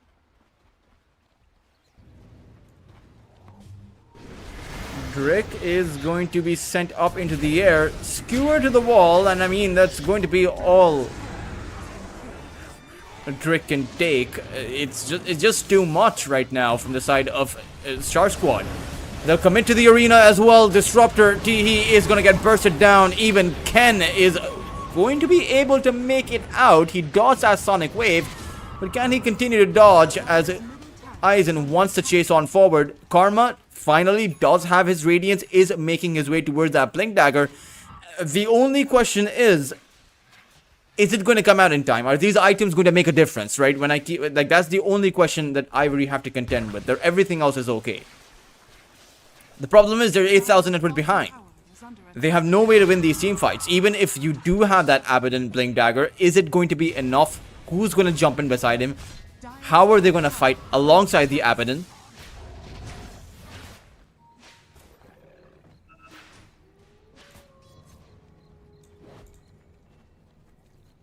Dire's structures are fortified.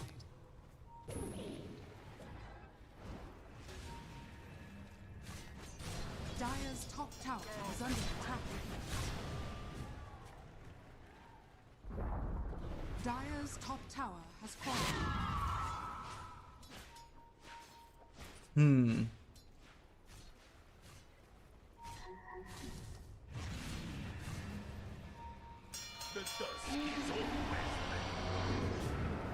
Ackerman gets hit by the bash.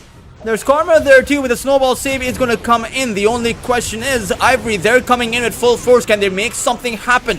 BKBs are going to be activated. Ken is going to be held in place. He does have the Slide of Fist and the initial Remnant out. It's going to be Jolibé in danger, but able to stick around at the edge of the arena. Ken unable to pick up the kill. It will be the Plasma Field from the Razor that finally does the trick as Rapido activates his BKB and goes to work. May just be able to take out the Mars. It is going to be the Ken Slide of Fist that does, as the Razor will be able to teleport out. It is an overall 2 for 2, but this one is an exchange that favors Ivory simply because of the fact that they did manage to find that Mars.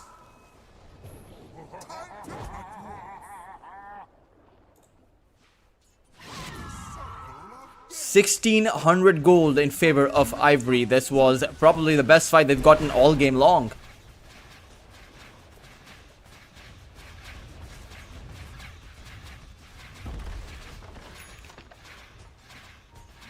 But still, it is going to be a tower being collected uncontested, right? You're still losing out space and objectives, even if you're able to find these kills. Oh no! Borrow time is barely off a cooldown, and they'll still lose the Abaddon. A big loss. I mean, Karma gives quite a bit of gold because he is the most farmed hero available on Ivory. 13,500 net worth on this Abaddon.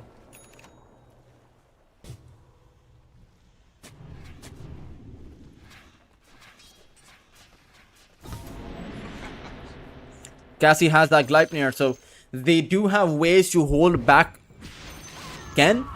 And in fact, these BKB uses need to be good. Because you only have the 8 and 7 second BKB. Once it comes down to the 6 second BKB, suddenly your disengagements, they're not going to be looking so promising. As the Queen of Pain, Aizen has that Aghanim Scepter too, so his farming capacity is quite nice. But it's not just his farming capacity, it's also the fact that he can... I mean, his team fighting capacity is also pretty good. Again, I spoke about this particular mechanism, this niche mechanism in that previous game. It's the fact that you have, you know, the Aghanim Scepter Shadow Strike, which when it gets dispelled, it launches a Scream of Pain. Now to hold that thought, as the Ember Spirit is going to be in big trouble. I mean, there's the Ice Blast. Ken has lost too much HP. He'll just simply go down. And even though Rapido is here, he'll have to use his BKB if he wants to make it out. He will activate it and will be able to go back. Meanwhile, Teehee isn't going to be sent up into the air. Will be able to make it back to his high ground. But still, a win for Shark Squad. 9,000 of a lead right now. And coming back to the point, every single time you use the Aphotic Shield to dispel away the Shadow Strike, that's going to unleash a Shadow Strike. Or rather, unleash a Scream of Pain on you and whoever's nearby.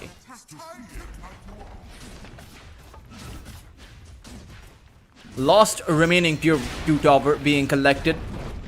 Dire's bottom tower has fallen. Shiva's Guard up for the Viper. Oh, that is a rough one.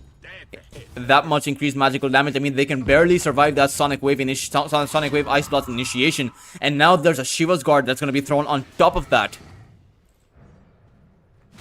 Ackerman is plenty healthy too, as far as his itemization is concerned. He's actually going for that Lincoln Sphere, probably because of Drick's charge.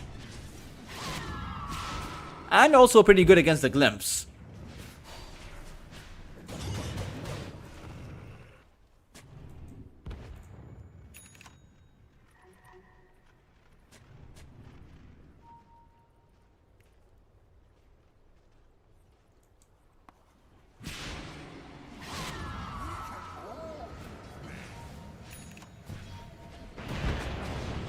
Charge is gonna come in, but Drick will realize that that is probably not the right play. How many times have you tried to go on to, towards Cassie and just ended up dying instead? I believe that was the second or third time Drick has attempted to do that and ended up paying for it with his life.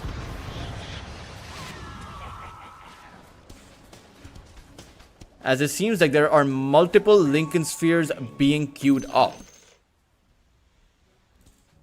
Not really sure what the ha-has were about, but these guys do. My gratitude earns you nothing. Dire's middle tower is under attack.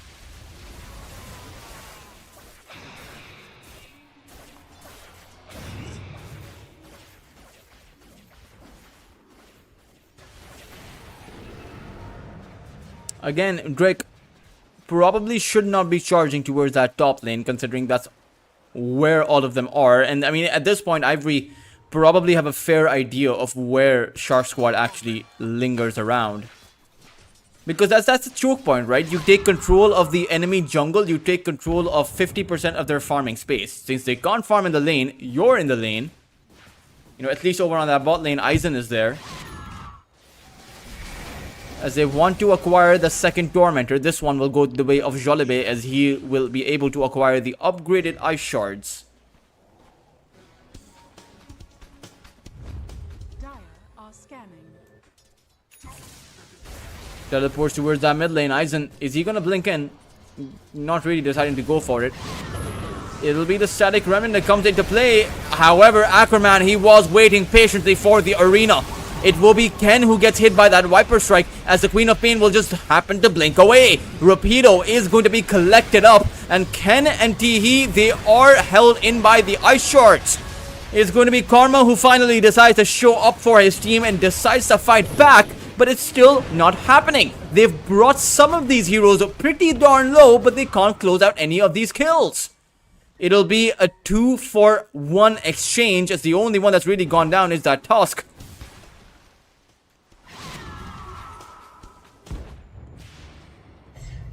And still, it is a pretty big win for the side of Shark Squad. Well, I say pretty big, but at this point, it's not really huge. It's an okay win. Because their Ancient Apparition actually has almost as much net worth as the Razor does, right? Cassie has, quite frankly, just been having a phenomenal game. As much farm as Rapido. I mean, 4, 1, and 16 on that Ancient Apparition. He's only died once, and I believe that was in the very start of the laning phase. Oh. That is some big damage coming out. Ken will be able to trade, so that's... I mean, that's actually, honestly, massively worth it for Ken. He got about 930 gold. Probably got a lot of experience at the back of that kill too.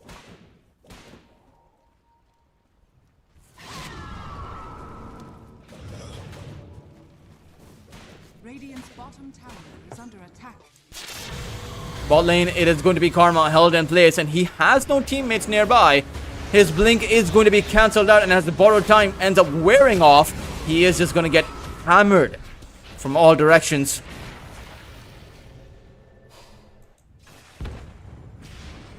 Radiant's bottom tower Teehee.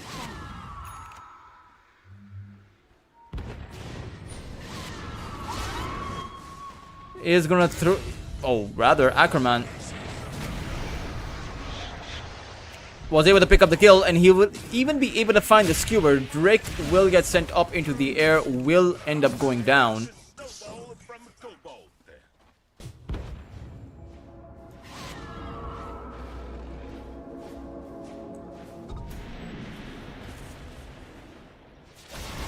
Oh no, Ken! Very rough for Ivory right now, as a 17,000 lead has been stacked up, and pretty soon Shark Squad will head on over to that high ground. There's really nothing stopping them at this point. Dire's middle tower is under attack. They will decide to go for a slow poke. Now the question is, how many buybacks do Ivory possess? There is a buyback up for Ken, so you can technically fight 5v5. And right now the arena is on cooldown, but it's about to come off of cooldown. Drake is going to go in for the charge, but instantly sent up into the air is going to be Ackerman, who will initiate with an arena. Sonic Wave will come out, and it will clean up Drake, as Rapido tried to go in for the static link, but now has no more HP. He will end up falling, as no one from Shark Squad has actually gone down. Perhaps Jolibe will be the first casualty, as he is. But again, Ken needs to be careful, because that is a buyback, and for that buyback, they haven't gotten much. I mean, just that one tusk, that is not going to be worth it.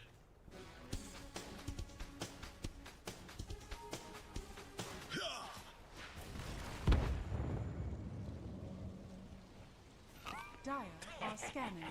There will be pain. There will be screaming.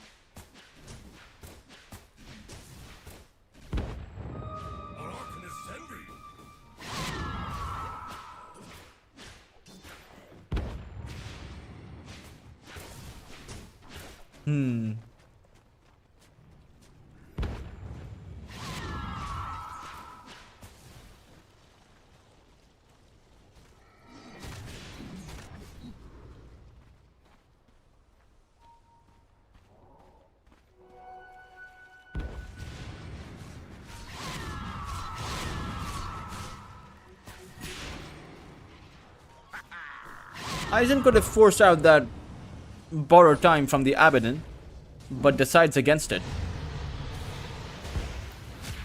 Roshan will roar, and Ivory will realize that Roshan is happening, but quite frankly, they're not in the position to actually contest Roshan, so they will let it go by. Now, Karma is massively farmed up on this Abaddon. I mean, 19,000 net worth. He's trying to go for the Silver Edge, but the problem is he's faced up against a fully farmed Viper with a Skadi and the Shiva's Guard. The amount of healing reduction they have, I mean, I don't even think they need the Ice Blast, right? 25% heal amplification reduction from the Shivas, and around 40% from the Eye of Skadi. Not to mention the Ice Blast that's added on top, right? It's just a recipe A really well-cooked recipe, to be fair. Ken should be able to split the map. He is playing an Ember Spirit, but needs to be careful not to get caught. Dire's middle tower That's the only problem there. He doesn't have a buyback, and that is their biggest weakness for the next 4 to 5 minutes.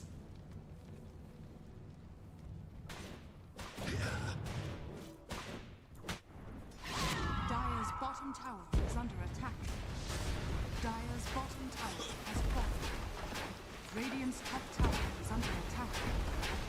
Dire's bottom barracks are under attack. Well, I mean, barracks are being cleared up. Yona has that Aghanim Shard. The question is Ivory actually going to turn up and fight? Or are they just going to let this go? Karma is farming away for his Silver Edge. But at the end of the day, there's only so much you can split the map. Right? Sooner or later, you are going to have to confront Shard Squad, as they have now been able to acquire 2 lanes of barracks. Dire's middle barracks has fallen. And they are going to go in. It's a great static storm. The only problem is there are plenty of BKBs available. He will end up dropping, as there is that Viper Strike on that Abaddon. Rapido goes in, holding on to his own BKB before finally activating it. Aizen has no Sonic Wave. When Rapido, he is pretty much going on strong. Yona very low on his HP, forced to get back, but loses his first life. They still have that second life, as it's going to be Aizen, or rather Ackerman, who blinked on forward a bit too aggressively, will end up paying for it. But Ken was the big casualty. He doesn't have a buyback, and in fact, Ken will simply call GG. Ivory will give up game number 1, and Shark Squad will come up as the game number 1 victors in this best of 3. Oh man, I really did think Ivory had a better laning phase with the kind of heroes that they did pick up. Sure, the Ember Spirit was going to have a rough time against a Viper, but you had an Abaddon against the Queen of Pain, and even though you went down, you were still finding your farm. The only problem is the Abaddon went for, Karma went for the Hand of Midas instead of the straight Radiance. The Spirit Breaker went for a Midas too. Like, there were multiple people building up Midases on Ivory, and I'm not too sure if that is the recipe for success, because quite frankly, Shark Squad were always going to go for the mid-game timing, and they did. Let's see what sort of timing is going to be available for both of these two teams. Let's see if Ivory will figure out that a different itemization may be better. Who really knows, right? Their thought process on how they want to switch things around. I guess we'll just have to wait and find out. We will be back with Cringe Station Lunar Snake Trophy Season number 6 right after a short break.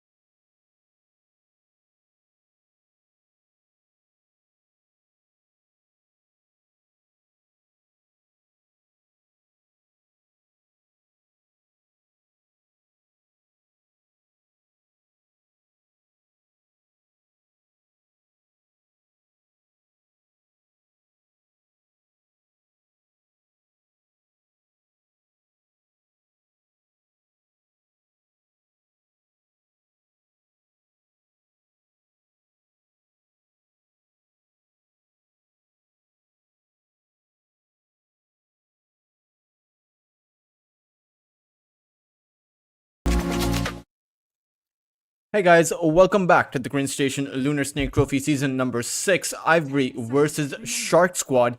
As Ivory, they're now down a game, Remaining. and despite the fact that they did have a pretty decent draft starting out, still weren't able to come up with the kind of laning phase that I expected them to have. Meanwhile, Shark Squad will actually pick up that Ancient Apparition. This is actually the 5th time they have had this Ancient Apparition. Ivory, though, they'll pick up, honestly, quite a strong lineup as far as the cores are concerned. The Brewmaster as well as a Largo, two very tanky heroes coming out from their side. Invoker that Ken loves to play with. Probably just going to be the Exhort Invoker. Shark Squad. Let's see if they can actually come up with a 2-0 win, because last series, Yasho, even though they won that first game against Yasho quite convincingly, they didn't actually have that second game in the bag. Radiant team banned. Ivory pick up that Nyx Assassin.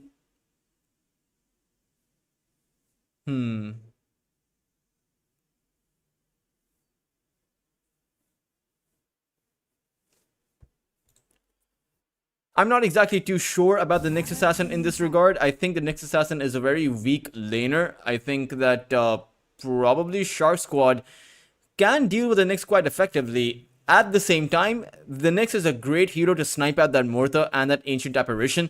It is, I think, pretty much a straightforward way to catch someone out. At the same time, if you do get caught by the Void Spirit or even that Dragon Knight, you're probably just going to die because the Nyx Assassin has no survivability. Sure, you have that Carapace that can come out once, you know, when you get poked, but probably going to fall to the critical damage coming in from the Dragon Knight. It is going to be a Dragon Knight carry at the end of the day, right? Shark Squad have already revealed their Void Spirit, and they have the Mortha and Ancient Apparition, so it's not exactly going to be a Void Spirit position 4.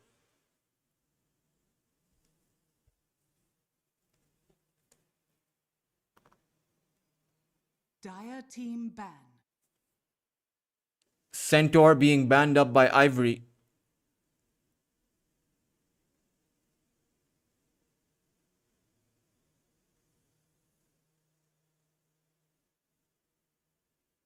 Hmm.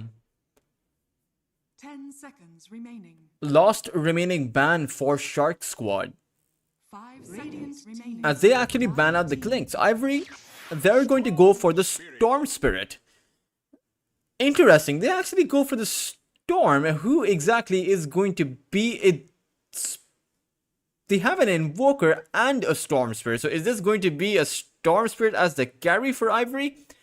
For Shark Squad, Remaining. going to be interesting to see what they actually come up with.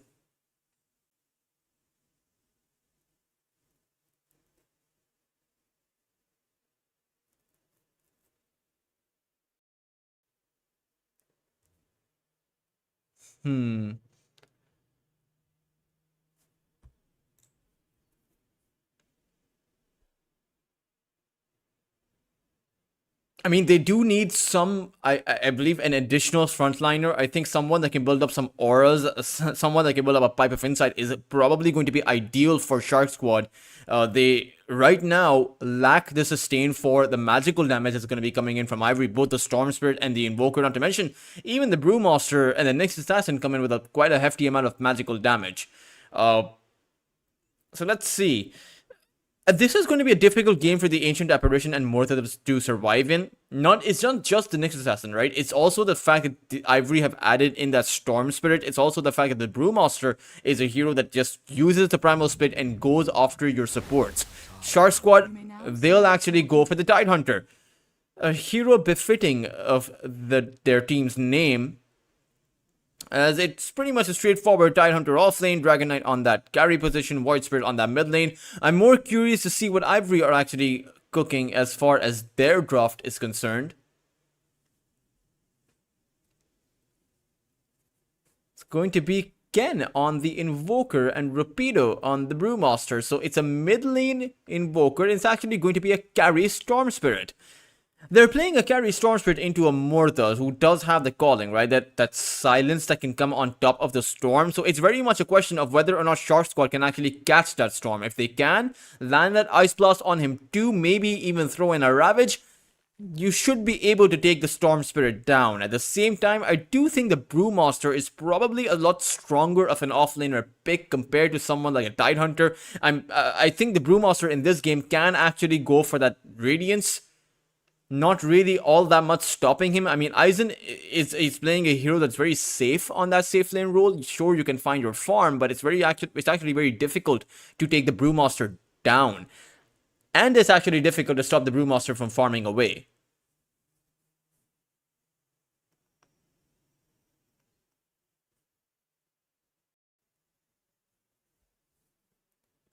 We will just have to see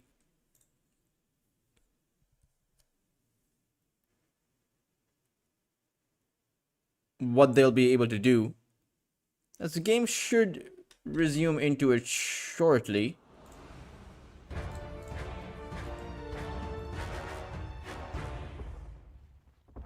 I am just adjusting the logos for all of you.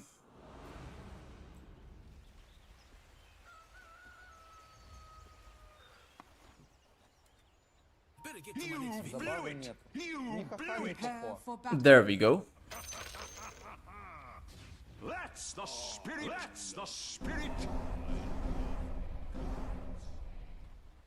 Rock and roll.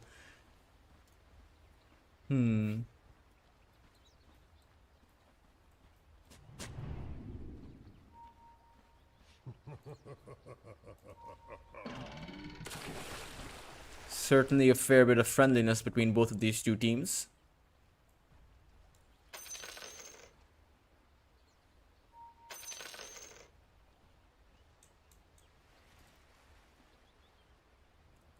The smoke of the seed that they came in with is probably going to expire. I mean, Rapidos has already broken down and he's going to walk down. And then there's an observer ward planted up by Jolibe, To battle. who does see the Brewmaster.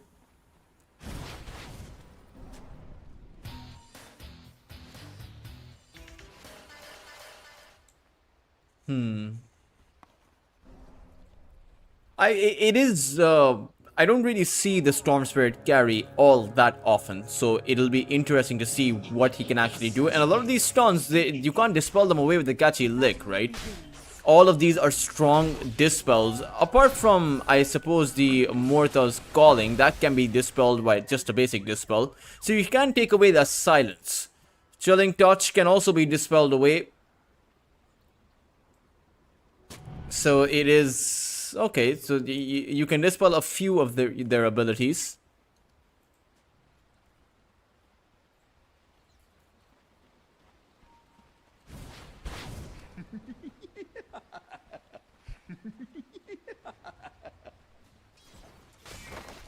Now taking a look at the safe lane for the side of Shark Squad, it is going to be a Dragon Knight and an Ancient Apparition versus a Brewmaster.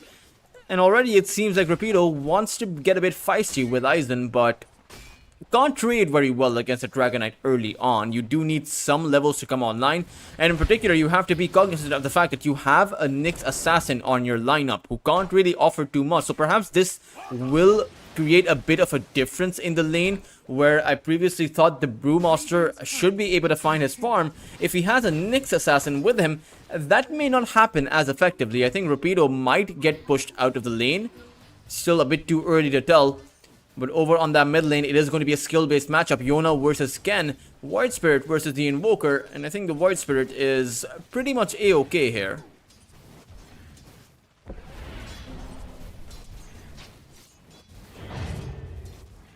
I mean, the Invoker can't actually take him down, because you have to remember the Chaos Meteor Sunstrike combo, it's good against most other heroes apart from the Void Spirit. Void Spirit actually it's one of the few spirits that has an escape mechanism built in before he hits his level 6. It's that Dissimulate, right? He can essentially vanish into thin air and reappear while having dodged most of your abilities.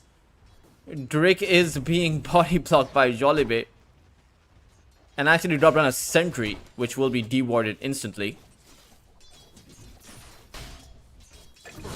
Ooh, he managed to grab that first blood on towards Cassie. Mortha not really in the middle of nowhere, in fact. This safe lane for Ivory is probably also going to go pretty well. I mean, Largo plus the Storm Spirit, you can Vortex someone inside of the Frog Stomp. Keep them in for those additional stuns. It might not be enough to take out Ackerman, but it might be enough to take out the Mortha.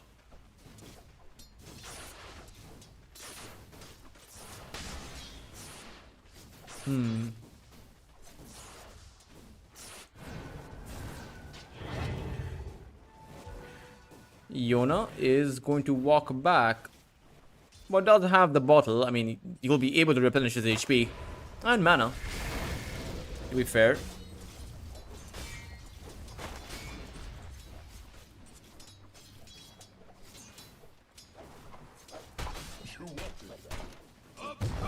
Rapido, 10 CS for this Brewmaster, 9 CS for the Tidehunter, so not that bad for either side. It's just a question of maintaining lane equilibrium, something that Ivory have not been able to do that effectively. Or rather, something that Shark Squad have not been able to do that effectively. Ivory have been pretty effective with their own lane equilibrium. In fact, they're actually dragging the creeps inside of their tower, which is surprising. Karma actually went for that. I mean, maybe he has a plan with this. He's gonna eat a few spells, though, from Cassie. But it is towards that mid lane. Ken able to acquire the kill on towards Yona, taking out that Void Spirit. As even Cassie falls towards that bot lane. It is going to be a bit of a mirrored start, but it's going to be Ivory who will come out with that strong head start. I mean, getting 3 kills across separate lanes, even being able to acquire that mid lane solo kill, that is actually pretty darn impressive. Especially on that Void Spirit of all heroes. I wonder how Yona actually went down. 947 damage. Yona never actually fell to that Chaos Meteor. It was just that Ice Wall and Cold Snap combo that took Yona out. That is highly surprising. Perhaps the Sunstrike was used earlier, but towards that bot lane, it is going to be Karma who gets traded. Although he did go down before he did go down after he took Cassie out, so he did get a bit of experience and a fair bit of gold. He will launch one last kick towards the behind of Ackerman, able to pick up the second kill. As Ivory, they're completely dominating this safe lane, and they have won their mid lane. It's just that top lane that is a bit of a question mark, but the Brewmaster seems to be having a good time. Rapido on about 17 lost hits, not really struggling for anything. And died with honor.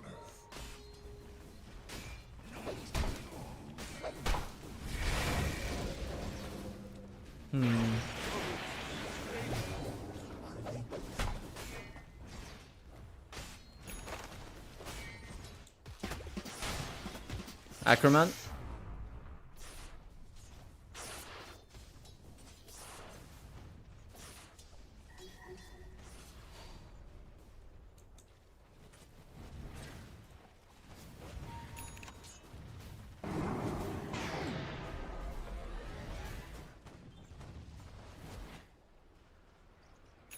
Jollibee making his way towards that mid lane, presumably for that 6-minute power rune that's about to spawn. I wonder who's going to be able to grab that.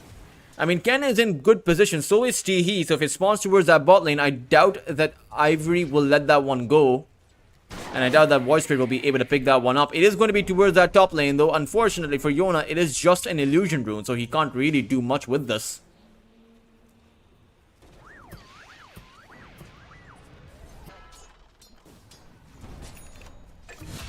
Cassie will actually go down. I mean, Ken's getting way too much done here on this Invoker. This is a bit problematic for the side of Shark Squad, because they might not be able to reverse this kind of control. Even towards that bot lane, it's going to be Ackerman who will actually fall. I believe Karma would have been able to get that kill regardless. So, Shark Squad, okay, they do fight back. They take out Ken towards that mid lane. Jollibee will actually stay safe. It's the Void Spirit who will grab up all of these creeps. Ancient Apparition needs to find the correct way out. Drake is there with the next assassin, but won't be able to walk on forward.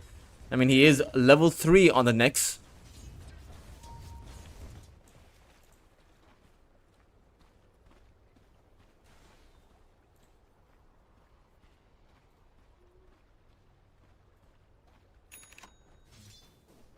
I wonder what the Storm Spirit will actually make. I mean, he's already gone for the Power Chest, so the Guardian Greaves are going to be out of the question. It will just be the Kaya, so he's going to go for the similar build that the Queen of Pain went for, right? Maybe won't grab the Aghanim Scepter, but I think the Kaya Witchblade or the Kaya and Sanj Witchblade is probably going to be the item for the Storm.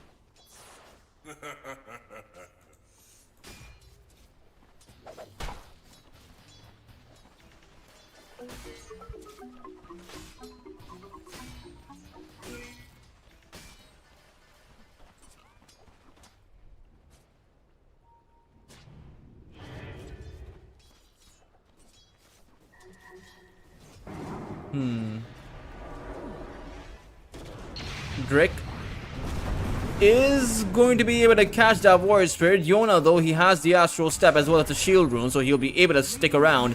Sunstrike is not going to clip him. Even if it did, it probably would not have taken him out. As when you take a look at the net worth, it's not that terrible of a picture brewing up. Sure, it is going to be Karma at the very top of the net worth chart by a significant margin. He's around 1,000 net worth ahead of that Dragon Knight. But the Dragon Knight can recover. Keep in mind, the Dragon Knight can also flash farm. Can maybe ahead of the Warrior Spirit, but he's only about 700 net worth ahead. That can be recovered, but it is the beginning of trouble right now for Shark Squad. They are 2,000 net worth behind. It is the cumulative net worth of Ivory that is far superior to that of Shark Squad. And you need to find some way to reverse this kind of momentum. At the same time, Rapido seems to be going for that Spirit Vessel. Should certainly help them against the Dragon Knight. I believe the Vessel is a key item to make. Karma able to take Cassie out towards that bot lane. As it really feels like Ivory are playing this no-holds-barred against the side of Shark Squad. Radiant's middle tower is under attack.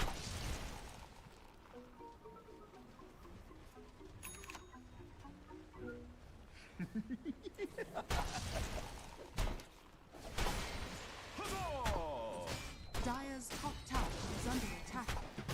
Teehee. Radiant's middle tower is under attack.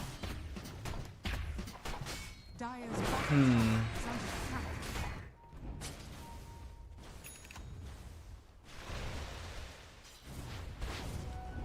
Dire's top tower is under attack.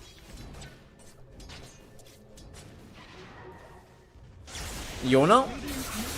Karma is looking for Yona. He'll be able to Astral Step, but the second step will actually miss. Sunstrike will not land either, and it'll actually be Karma who will get taken out. The ports Dire's top ready to back this Void Spirit up as Yona, his rune will be denied away, but still, he's not going to be too unhappy about that. I'm sure that Karma will leave something to be desired, though. Was looking to very aggressively for that kill, and the fact of the matter is, he used his teleport, so he'll have to make his way back to the lane, just walk there. At the same time, he can also just zap to the lane. He's actually going towards that top side. Not really too sure where he wants to go.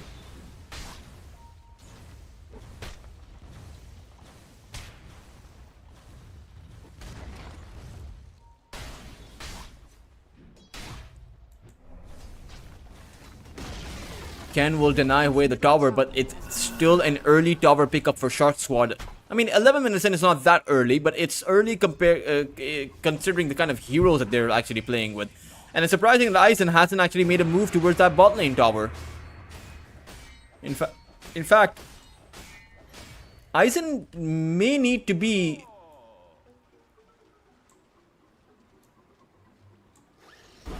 a bit careful, considering the fact that there is a storm here. I mean, they want to take apart this tier 1 tower. They should be able to find it. I mean, it's super low on its HP, and no one's really coming to defend it. Dire's top tower is And the kill feed is pretty much in favor of Ivory. Back to a 2,000 lead once again. Storm Spirit may have died that one time, but he's still doing fine for himself. As an Aquaman, he could potentially be in danger. I mean, Karma is coming in through the gate. Towards that mid lane, though, it is going to be that Largo grabbed up. He will fall. Yona making a bit of a recovery on that Void Spirit. I mean, he has that urn as well as... I mean, he's on his way to making that use. Should have it pretty soon, in fact.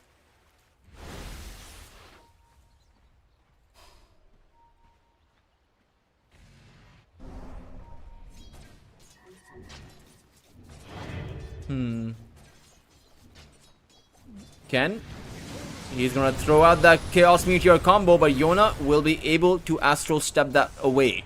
They needed the stun from Drake to land, and they weren't able to time it. In fact, the stun was never really unleashed from the Nex. Yona is, instead of that invisibility, eyeing down that Storm Spirit. The pings are going to come out.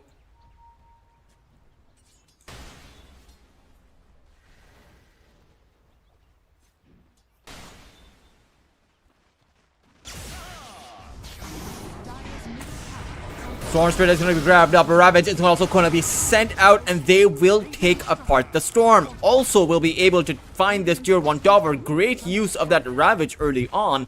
And still, I'm not seeing the same kind of response come out by Rapido. I mean, he has the Primal Split. Ideally, they use this to at least pick apart something. Maybe if you can't get a kill, you can also still go for the tier 1 tower at the very least. Bottom tower has fallen. Perhaps towards that mid side, because you do need to open up the space. Now, you do have a lot of farm on this Brewmaster.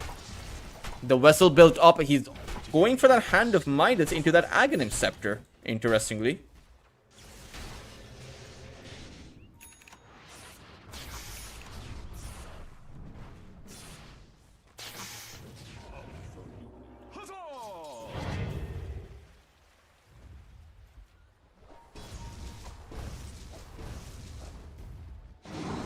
Karma is going to go for a long-range zap, but may need to actually clear himself from this position.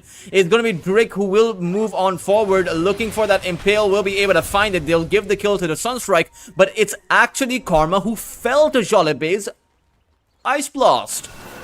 It was a damage that ticked him out, the overtime damage. As the calling will be unleashed by Cassie, it's also going to be the Tidehunter who will rotate on over. Rapido is here though with the Primal Split. He does have it, and there is no Veil available for the Mortha. It's going to be the Sunstrike that does miss, but he has been cleared up. It's also Drake who is in trouble, but Ackerman's going to eat that full Meteor. Yona looking for the kill, unfortunately has used his one last Astral Step. Will throw out a Remnant, won't be able to pick up the kill. As Drake, he's looking for the Impale, will actually whiff it. Meanwhile, over on the side, Rapido is still going on strong with the Brewmaster, and it's another Sunstrike, but the Astral Step comes out. Yona certainly lucky, slightly lucky with those timings. He threw the Brewmaster up into the air, and they should be able to bring him down, especially with that Ice Blast coming in, and Drake will not be able to pick up the kill. Even the Tornado is gonna miss ever so slightly, just short on its distance. But that is a big set of wins coming out for Shark Squad. They mitigate the entire lead that Ivory held on to, and now actually have a lead in their favor. It is going to be around 800 gold for the Void Spirit and about 650 for the Ancient Apparition. So very well worth it for their side. I believe the experience is also going to be entirely evened up between Yona and Ken.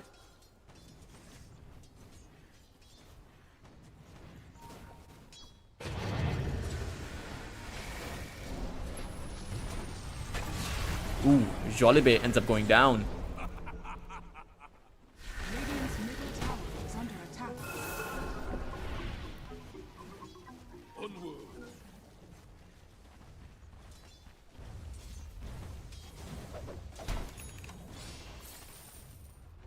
I'll take that.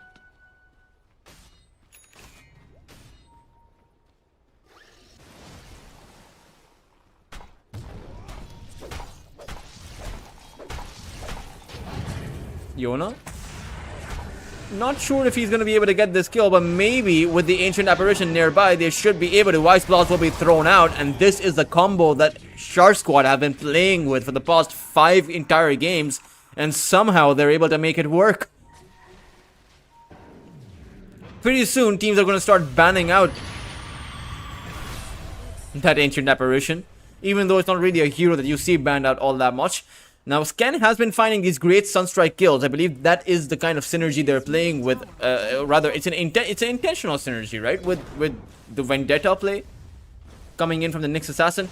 All the meanwhile, Aizen continues to farm up. I mean, he has the Mask of Madness as well as that Armlet, and I believe that's his Blink Dagger coming in as Courier. So this is a very farmed up Dragon Knight, and he's fully ready to commit for some fights. has a full duration dragon form also at the ready, so they might look to take apart this tier 1 tower.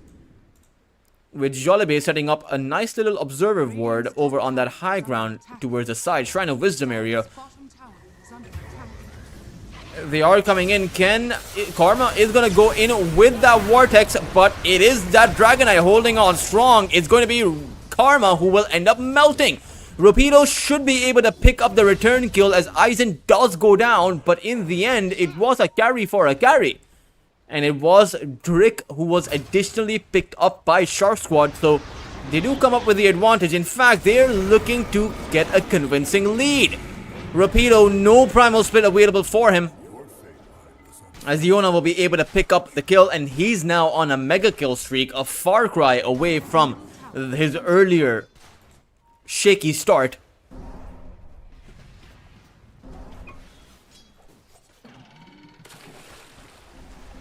Drake Radiant's bottom tower should be able to pick up the kill, although it's not exactly guaranteed. Even with the Cataclysm coming down, he has the pipe as well as a health ring. They'll just have to let him go.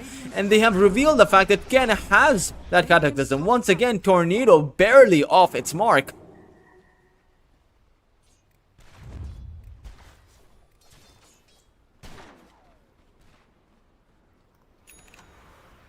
Radiant's top tower is under attack. Drake sent up into the air, grabbed up. I mean, the next assassin just grumbles against that kind of damage. Aizen looking to now dish out some pressure towards that tier 2. They have spotted out Ken. They'll use that rabbit on top of him. Ken will end up going down.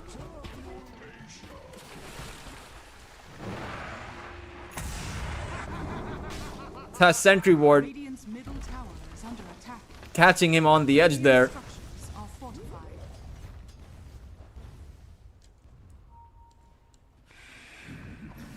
Radiant's middle tower is under attack. As they'll be able to take out that tier 2. I mean, a 2,000 lead now brewed up. It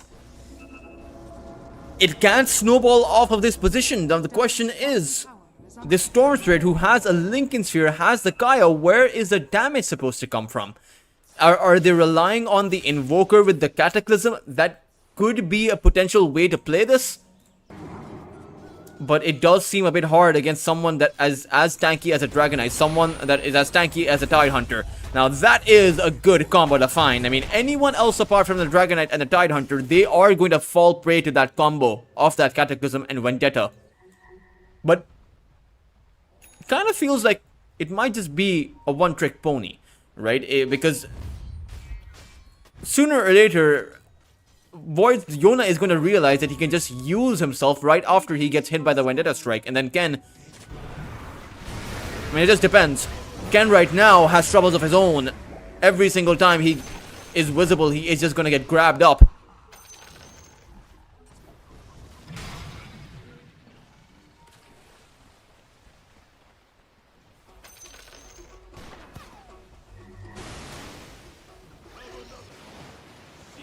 Rapido, or rather, it's the Dragonite who will initiate upon Teehee. Shrine of Wisdom is not going to be collected by the Largo. It is going to go the way of Ackerman.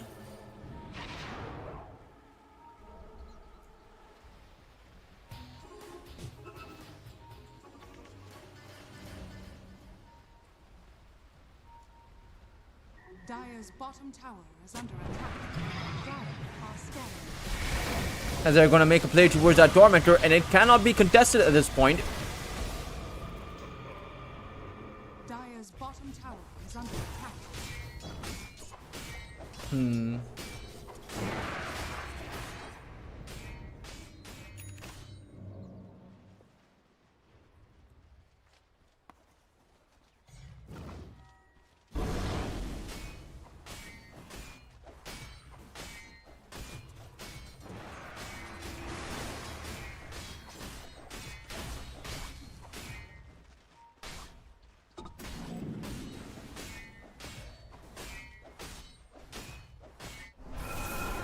The thing is, how is Ken supposed to recover? He has started to fall off. I mean, Yona is ahead of the Invoker at this point, and pretty soon, Yona will have some kind of sustain coming in so that the Cataclysm combo isn't enough to take him out. That Aghanim Scepter should also give him a fair amount of HP. I mean, just that point booster plus that Ogre Axe.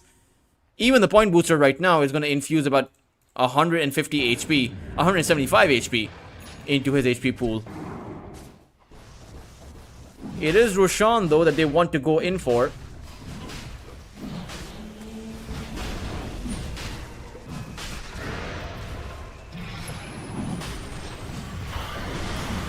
Sunstrike will catch out that Dragonite, but the question is, what are they going to do about it? Drake is here. They will see him with that sentry. There was the Ancient Apparition right outside of the pit, so they won't fall prey to that technique. Ivory, if they want to play with this, they're going to have to come in with a storm. He tries to go in, but the Ravage gets sent out. Aizen will actually dodge away the Cataclysm, sidesteps it, and will be in possession of that Aegis. At the end of the day, Shark Squad are certainly playing this very calculated.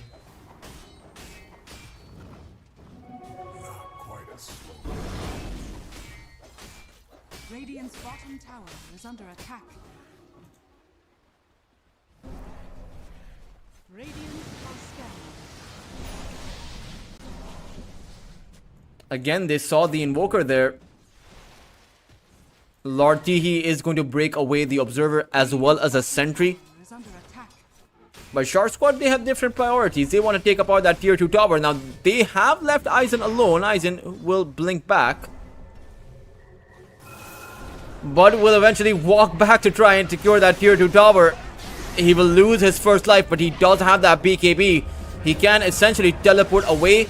He's gonna hold on towards it. Ice Blast is gonna kick in, but still has not used his BKB. Now finally activates it.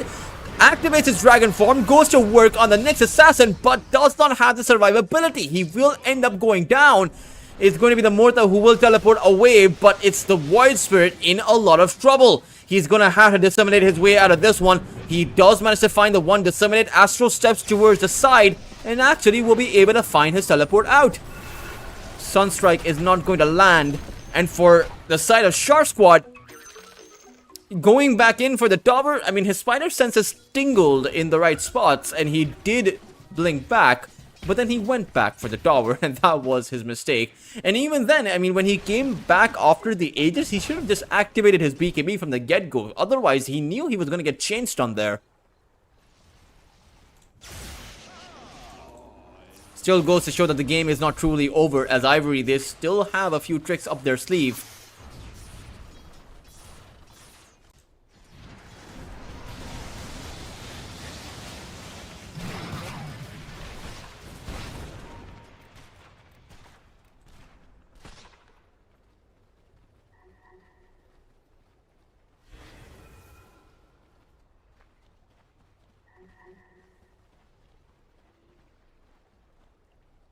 Drake, waiting for someone. He has a Vendetta, will actually go for the Impale play. Void Spirit, though, he has that survivability kick in now. I mean, it's that point booster. He has 2000 HP to play with. And these Cataclysm plays, they will no longer work against Yona.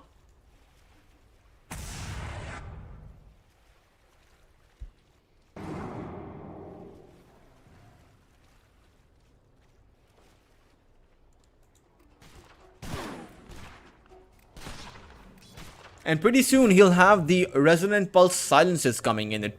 Double silences. Right? It's 3.5 seconds of a silence. It's plenty of time because Karma does not have a BKB at this point. Isn't even close to it because he's not even considering it at this point. So it's only a matter of catching the storm. And then Aizen should be able to take him out.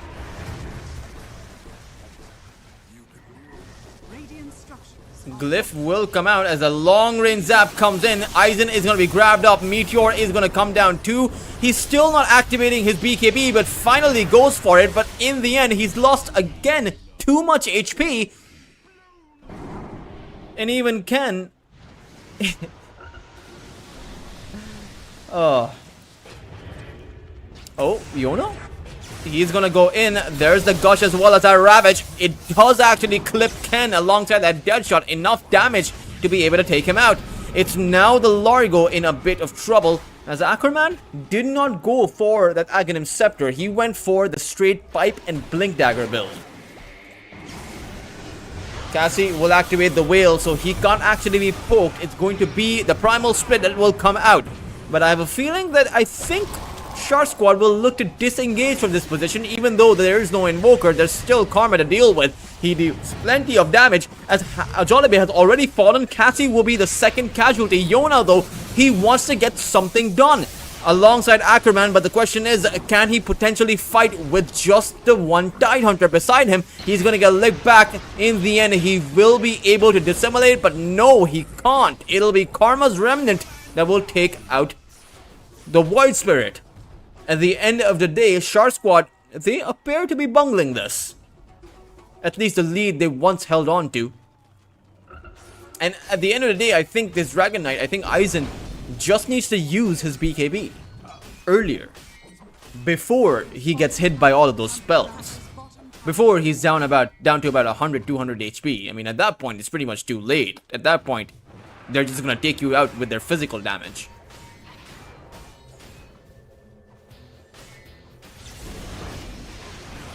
Another long-range zap, as the Cataclysm will not bring him down low enough, as Aizen this time around will activate that BKB. Rapido gets hit by that Ice Blast, and it's actually going to be the Storm Spirit leashed in two. He will be eventually able to zap away, taking apart that anchor. But now, again, this Dragon Knight jumps in, able to take out Teehee, but Karma goes in for the grab. The Meteor alongside that grab is going to be enough to take out that Dragon Knight.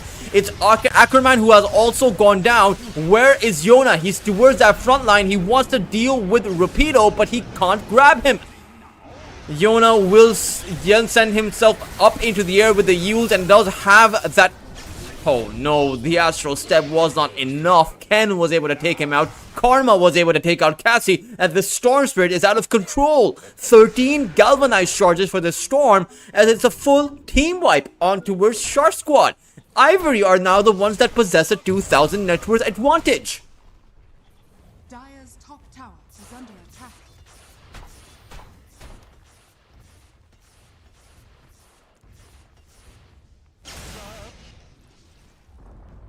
Dire's top tower has fallen. Dire's middle tower is under attack.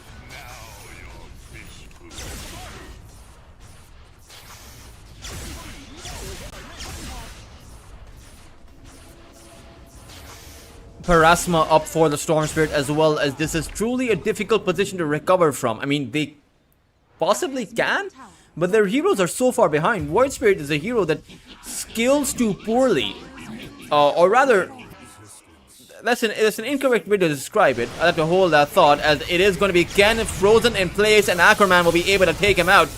However, Karma will be able to take out Jollibee.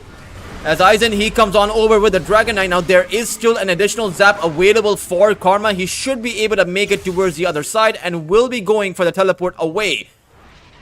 Ackerman couldn't do a thing about that. Was thinking about which spell to use. Dire's top tower is under attack.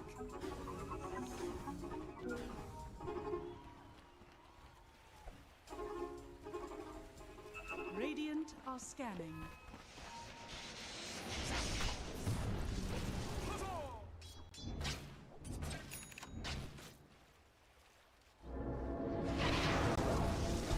Trick traveling with the Vendetta right beside Aizen.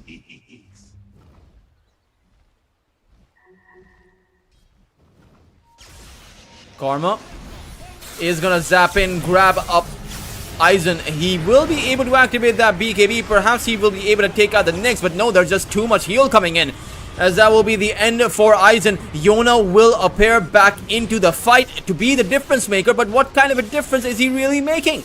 He'll be forced to tuck tails and run, and even the Tidehunter forced to watch by as 3 of his teammates will fall.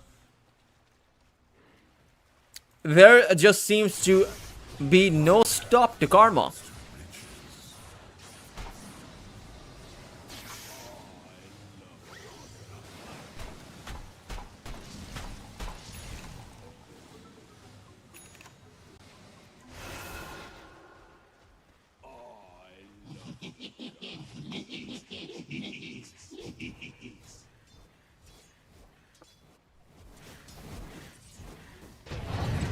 Yona? Not really too sure what he's doing there. I think it's just to split the creep wave. Oh no, they'll be able to grab him. They'll throw in the voice lines too.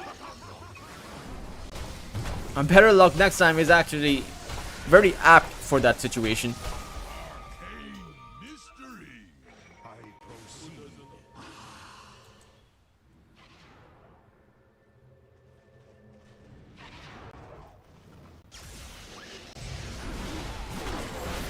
Another zap in by the Storm. This time around, the Ravage is going to be committed. Ice Blast actually clips Karma too, as he's now struggling. Should end up going down to one more strike. Aizen will be able to pick up a big kill for himself and has that Daedalus to play with. Still though, there is the problem of that Invoker. Aizen will use the Dragon Tail on towards Drake. There's going to be a great dead shot that comes in, clips the 3. And Aizen may have enough damage, but in the end his BKB will expire and they should have enough control to bring this Dragon Knight to heal.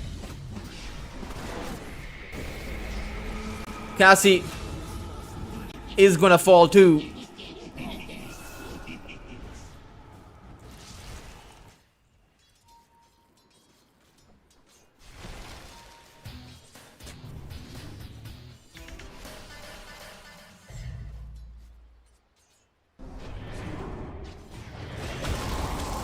Good pick up the fine on Ken, but it's...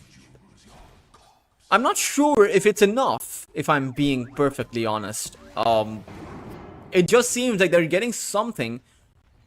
You know, they're taking 1 or 2 steps ahead, but the other side's sprinting to the finish line. As you take a look at that Brewmaster, he has now just completed his refresher. Rapido has an Aghanims, Assault Cuirass, and a refresher.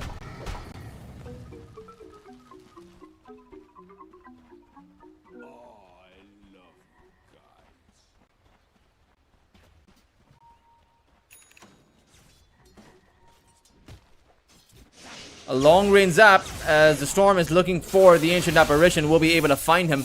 20 galvanized charges, and remember the recent change to the patch means that the Storm Spirit only loses about 2 galvanized charges. Let's have a wonder. My blade.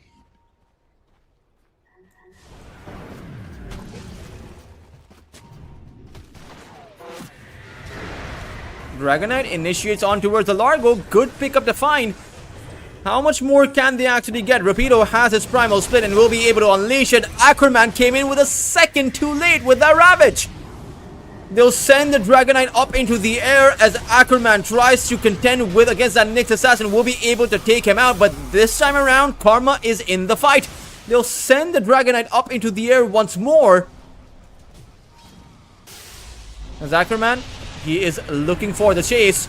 But so too is Yona. Another good dead shot coming in, but you have to remember, Rapido has another primal split. It's Ackerman who will fall. Dragonite going to be grabbed up, and Aizen, his BKB will not matter once more. Yona forced to disengage from this position, but in the end, Karma will chase after him. It will be the 3 cores that will lose their lives, and also the support beside him.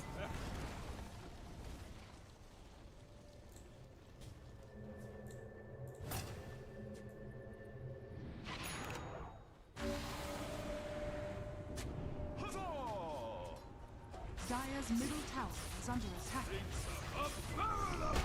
The high ground fully vulnerable for the Dire side. I mean, Shark Squad, they don't have a single buyback apart, or rather, they have the one on the Dragon Knight. Ancient Apparition is alive, but the question is for how long. Jolibe is going to be grabbed up, taken out.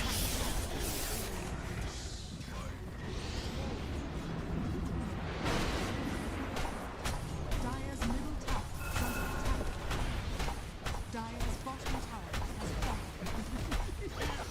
Dire's structures Cliff is going to come out on towards their tier 4s, but I don't think it's going to matter. I think this game is a bit too out of reach for the side of Shark Squad. I mean, they'll still try because they do have their heroes respawning and they still hold on to 2 of their barracks.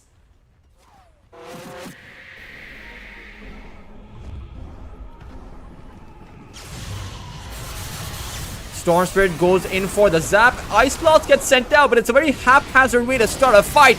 Ackerman goes in for another Ravage, but again, Aizen has not been able to find anything. He activates his BKB, will be able to take out at least Drake, but in the end, that is just a support. And by the time they decide to try and disengage, it's going to be too late. Aizen will be picked up. He will instantly buy back into this as Yona struggles to make it back to his fountain. He will finally be able to, but Ackerman, he is unfortunately not going to be so lucky. Ackerman will go down. Yona does not have a buyback. Even he is going to fall. Jollibee is going to call GG as Shark Squad will lose the second game, and Ivory will take Shark Squad to a game number 3.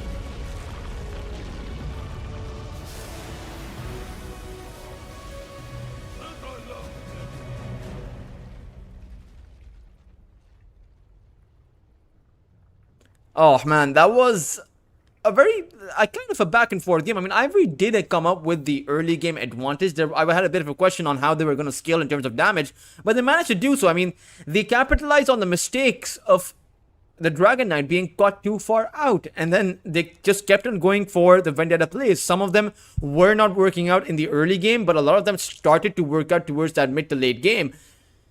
Overall, though, I mean, Shark Squad did try to fight back, and at one point of the game, they held on to quite a decent advantage for themselves, but unfortunately, couldn't keep the game together. Brewmaster also scaled up really nice, and the Invoker did too. I mean, who knows what the next game has in store for us? Is it going to be just as back and forth? Because Ivory do have found their rhythm, or at least seem to have found their rhythm. Can they keep this momentum up and take Shark Squad down, or is this going to be a repeat of the previous series where Shark Squad finally do end up winning that game number 3? Only time will tell. We will be back with a Lunar Snake Trophy right after a short break.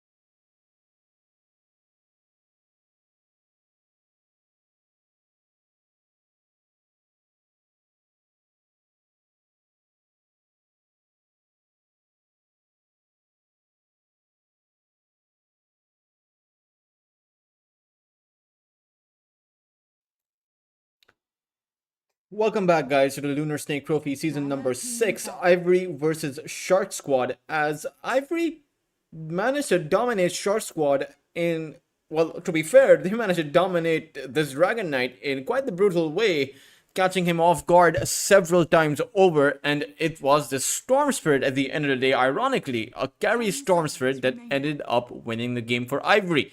Of course, Ken had quite the impact, especially on that mid lane, as he found a solo kill on Yona, and then even then, through the Nyx Assassin, through Drake, they were able to find several kills with the Cataclysm combination. Ivory, though, they have picked themselves up that Faceless Void, as it does mean that Ken will be playing the Storm Spirit on that mid lane, and it's going to be a Faceless Void carry. I say that because that's the assumption in my mind. The Batrider and the Largo, one of these two could be the offlane hero, if I'm being perfectly honest. Largo could be the offlane. So too can the Batrider. But Shark Squad, they actually pick up the Razor as well as that Dragon Knight. The Ancient Apparition is just going to be banned up by Ivory. I have a feeling if it wasn't banned, Shark Squad would have picked that one up. I mean, they played it 5 games in a row today. The 3 games against Yasho and the 2 games against Ivory leading up to this final game. Ivory will actually pick up an Earth Spirit, so it does now mean that it could be an Earth Spirit support. Surely they're not going to run another Storm Spirit mid, right? With a Faceless Void as the support. I mean, that would be interesting to say the least. I mean, Shark Squad, they do have a pretty well-built lineup. Jakiro is not available for them, as they were the ones to ban that out. I mean, they have to pick up another support. Or rather, no, they have to pick up an offlaner. Or a mid laner, depending on how they want to actually run it. Viper, Huskar, they're both banned up.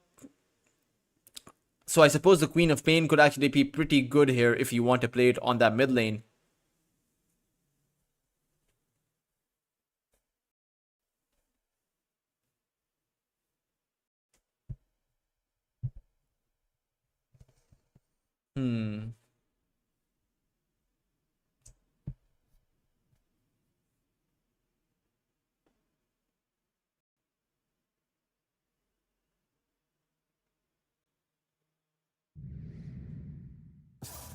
Ooh.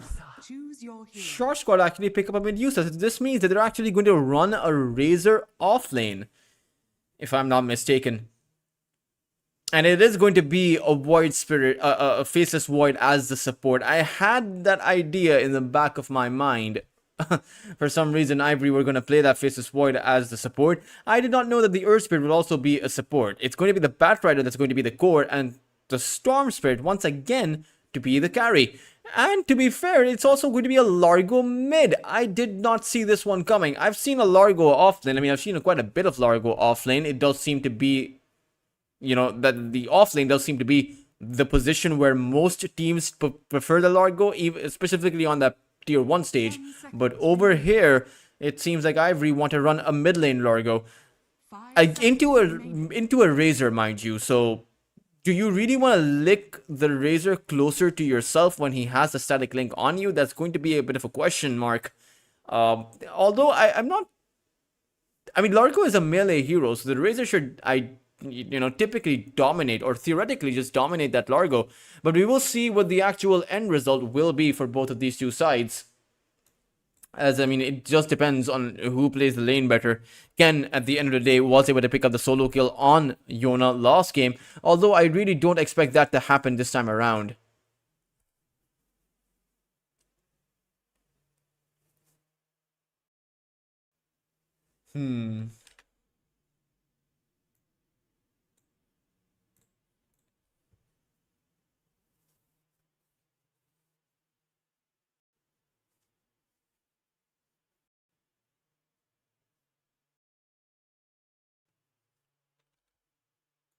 So waiting for the games to actually kick into place. And it does eventually start.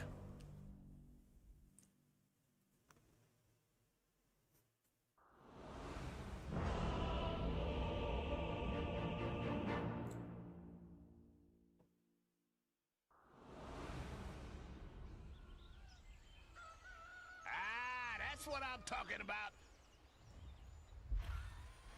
I wonder how well this Medusa is going to work out, because you are playing a 4 protect 1 draft essentially, but you also have pretty greedy mid and offlane hero.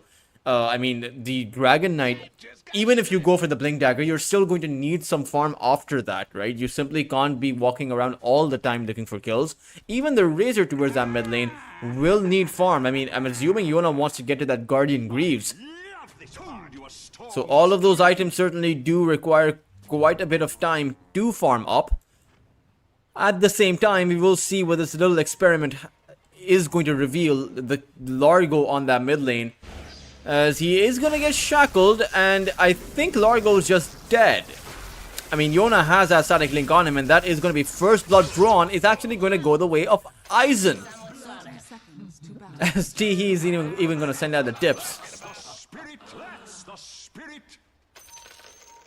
Now, I'm not sure of the Storm Spirit's ability to take out the Medusa, if I'm being honest. I'm sure about the Storm Spirit's ability to just guide the Medusa around for days.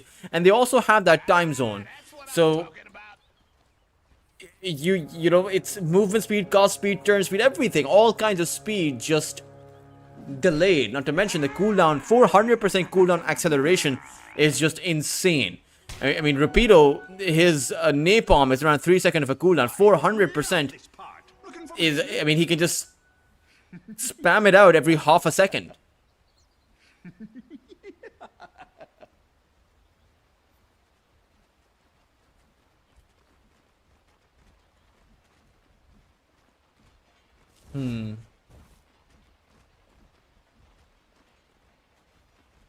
We'll see what Aizen or Gohan. I do think it is Gohan that is playing.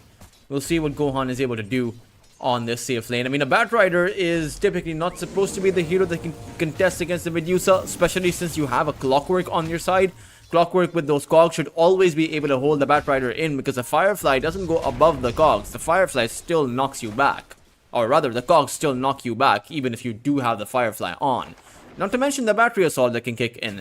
So, it does seem like the Medusa Gohan will have quite a bit of protection for himself. Jollibee, though, it's going to be very much be up to this Clockwork. Now, there is going to be a bit of a window, particularly if Jollibee decides to rotate through the gate to try and take out the Storm. I could definitely see that happening.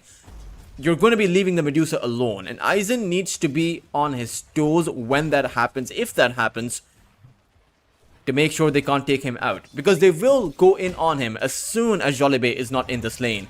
I think that is going to be their window of opportunity, as Drake will be able to walk out of the cogs. Mid lane overall, not really too bad for Ken so far. I mean, the last hits are pretty much even. 9 CS for Yona, 6 for the Largo.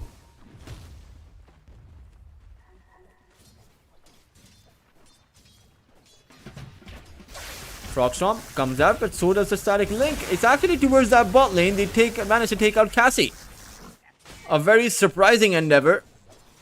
I mean, the Storm Spirit can't do much to Ackerman, that much is certain, but, I mean, not really too sure if Ackerman should be getting the kill on Karma either, right? You do have the time dilation that can kick in. Sure, the Void Spirit, the Faceless Void, not the Void Spirit, the Faceless Void has not gone for the time lock, so can't trade as well against the Shaman, particularly because there is that Shackle. They make another play on the Storm, but this is just a tame one. Karma will be able to walk that one out, or walk that one away. Cassie did go for the chicken fingers fastest, so this should help him lane, particularly as he is the position 4, so laning is very important for him.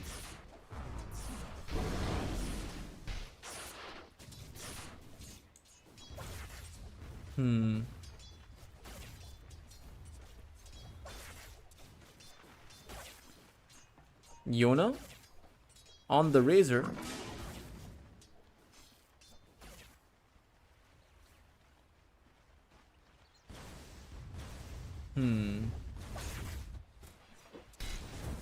Dire's courier has been killed.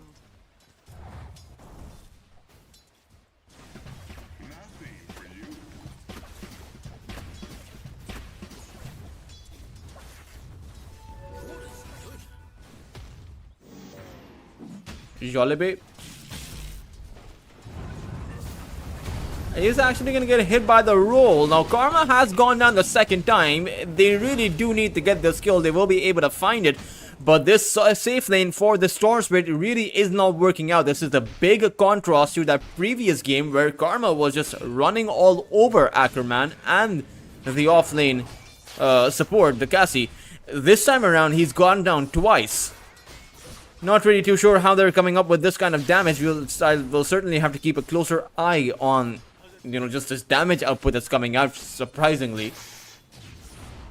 I mean, Teehee doesn't come in with any sustain, right? The Faceless Void, time dilation, not really going to do much to Ackerman. Sure, it's going to slow him down a bit and dish out some DPS. But even the DPS is not enough. It doesn't counter out the Dragon Knight's natural healing. No, Drake is going to push the Medusa in, and Medusa is just going to go for the teleport back to the tier 1 tower.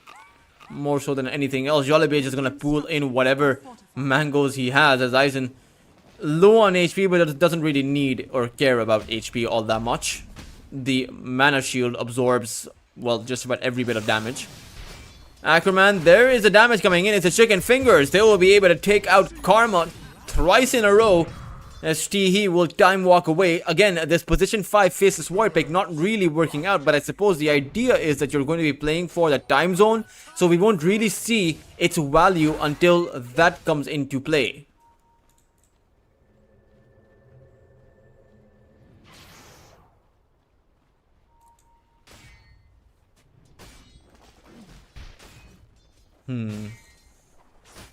Mid lane, Razor versus Largo. I mean, Ken's done a fantastic job at maintaining his lost hits against the Razor.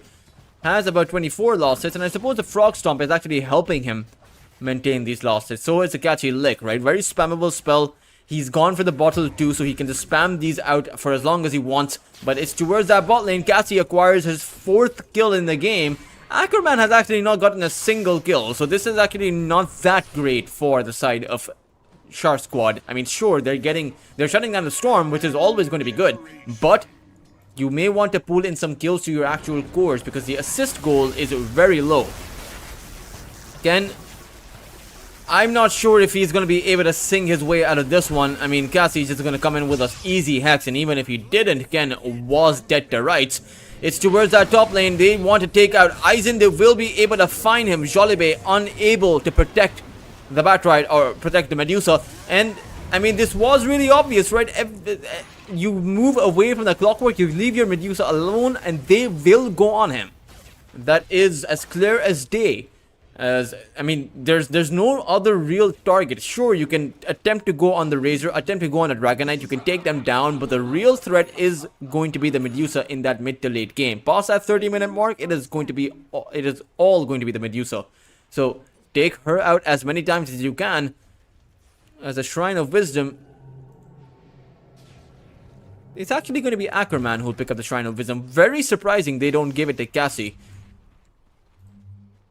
But, I mean, Cassie doesn't really need much experience going his way.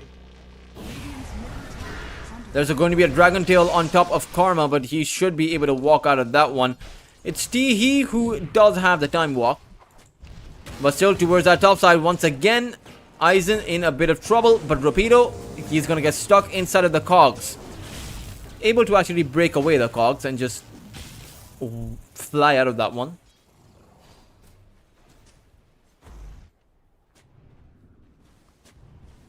Radiant's bottom tower is under attack. Cassie? There's going to be the chicken fingers kicking in, but Teehee, he's already used his teleport. They got a whiff of him, and they will be able to take him out. I mean, time, even if he used that time walk again, he wouldn't have been able to do anything. As Ackerman, that is the first skill that Dragon Knight has actually picked up for himself. Wants to dish out a bit of that Worm's Wrath damage while he's in Dragon form. Additional DPS on that tower. Surely going to help them take it down once he hits his level 6. At the same time, Cassie close to his level 6, but I mean he's not close. He's like halfway there. Radiant's middle tower is under attack.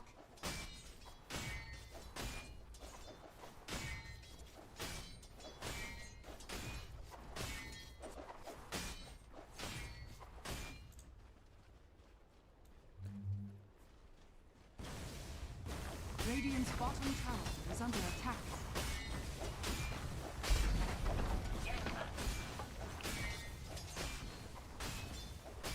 Radiant's bottom tower is under attack.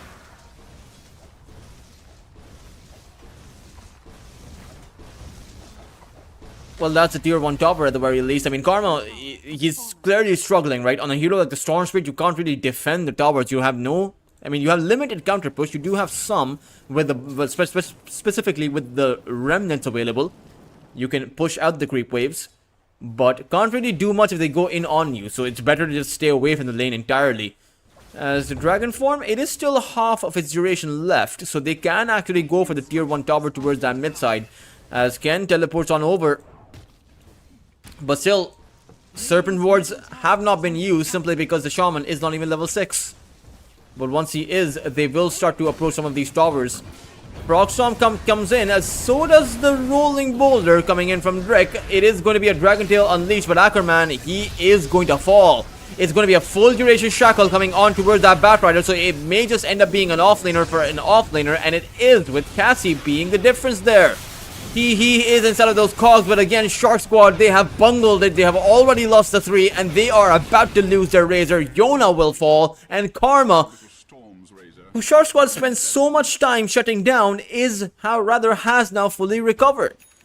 He is at the 2nd place position in terms of net worth. Sure, he's not as high up as the Medusa, but this is the best recovery that Karma's ever going to find. Involved in a team fight, which his team came out ahead in with about a 4-kill margin.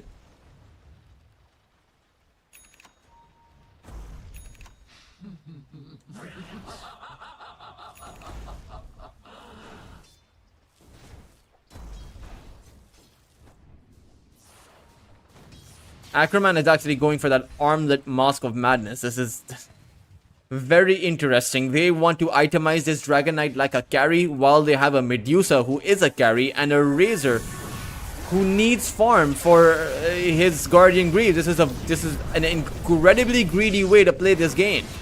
I'm not exactly sure if it's going to work out too well for them. I mean, sure, if they get to that 30 to 40 minute mark, this is going to be great, but they don't have the way to start off a fight. Now, they do have that hook shot. They do have one way in.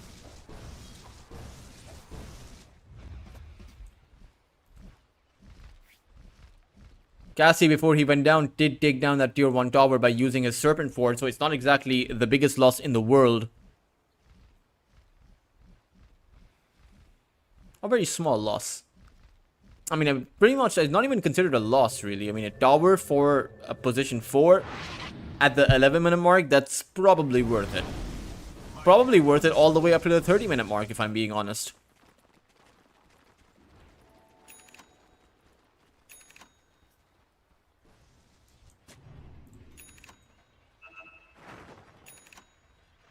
Time is money.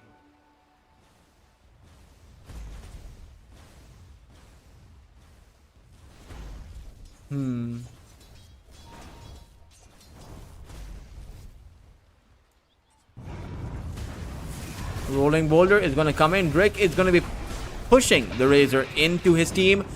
Yona has the static link, will activate it on towards that Earth Spirit as the hook shot comes in from Jollibee, holding both Ken as well as Teehee in, but it's Drake the real target. He is going to be able to make it to that high ground, but unfortunately will just lose his life. Yona, keeping his distance, wants to dish out the hits towards that Batrider and will be able to pick up another kill.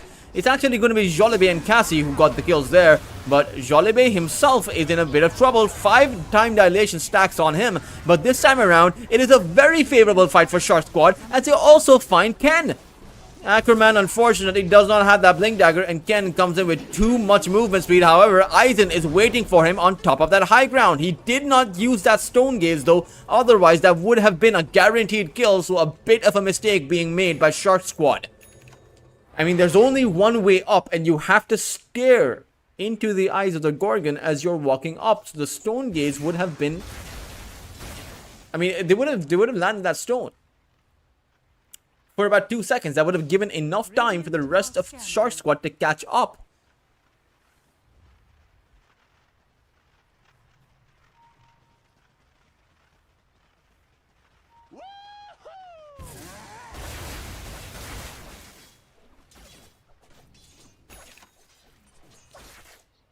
Now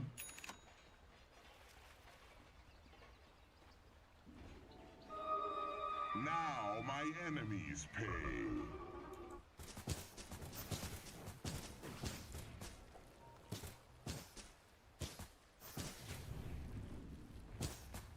Dire's top Ken? tower is under attack. A very deep excursion being made by Shark Squad, as they should be able to pick up the kill on Drake too, but no, Teehee comes in with that time zone. Yona will be able to make his way out of the time zone, but it's still very slow. 10 charges of the sticky napalm, 4 charges of that time dilation, as Yona has no movement speed to speak of. It is going to be Rapido to end up with a triple kill. And once again, Shark Squad kind of end up bungling it, with Karma especially on the chase for that Dragon Knight. Ackerman activates his dragon form, but what can he possibly do? Rapido with an ultra kill, and even Aizen teleports in to perhaps support his Dragon Knight, but he no longer has a Dragon Knight to support. It'll be a lasso that will grab up the Medusa. Aizen, still very healthy and should be able to push everyone back. In fact, Aizen will even be able to acquire a dominating streak going his way, so certainly very well worth it for Aizen to come in.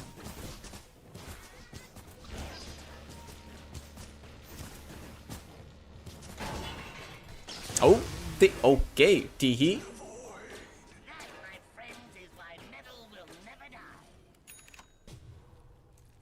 Got behind that tier 2. I suppose this observer ward gave them vision of where Teehee was going.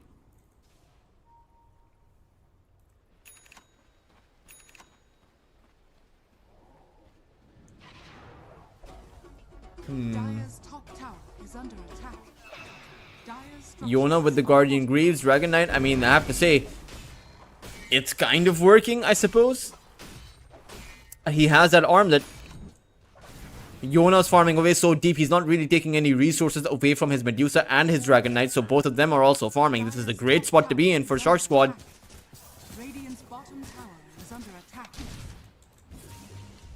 As the Serpent wards are up for the Shadow Shaman. Radiant structures are fortified. Radiant's bottom tower is under attack. Teleport is going to come in by Teehee. A lot of these wards will be taken out, as it will be Karma who will go in for a long range zap, hoping to find someone. Will not be able to. The rest of the wards will be cleaned up, but that tier 2 tower did take about, Is under attack. I mean, 700 damage, 750 that, or rather 650. 7, okay, my final figure is 750. Scanning. It's actually 749, I think, to be exact, but...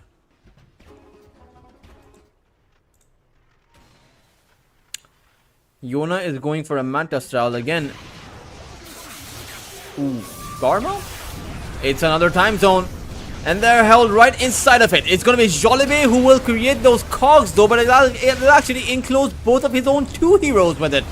It'll be Ackerman who will fall alongside Jolibe and Cassie. Tower is under attack.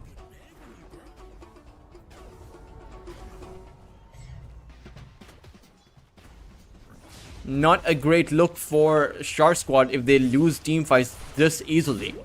I mean, sure, they have the heroes that are just farming away, in particular that Medusa, Dire's middle tower has fallen. who has that Manta style. I would imagine the Medusa has more. Maybe the Dragon Lance is coming in the courier. No, it's okay. That is perfectly fine then. It is an eagle song, so Medusa is actually very close to her butterfly.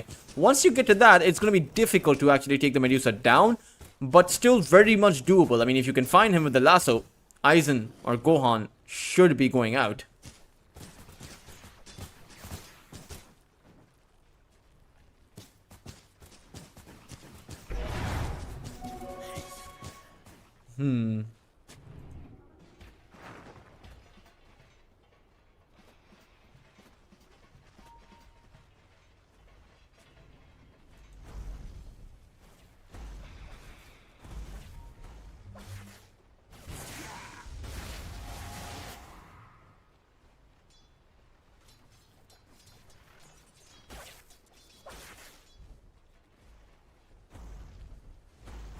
Drake also going for that Guardian Greaves. I mean, it's good to have. I'm not really sure if there's anything to dispel here, but the heal and the mana restoration is good. particularly on a hero like Drix, where you're just spamming out your spells as much as you can in those team fights. And the heal, like, could be the bit of a difference, right? It's not a minor heal. It's actually 250 HP heal. I love this part. And on the Storm Spirit, that heal on both the mana as well as the HP is amplified. You know, Radiant's bottom tower or rather, no, the mana isn't amplified. The health is actually, no, it is actually amplified. Both of them are actually amplified. Ackerman, I feel like I've seen this story before. In the exact same scenario, or rather, no, in the exact same position. The scenario may have been much different, but this position is not. Ackerman. Now, last time he died here twice. Let's see if he'll actually break that record, or die it up. 1 kill is acceptable. We'll give it to him.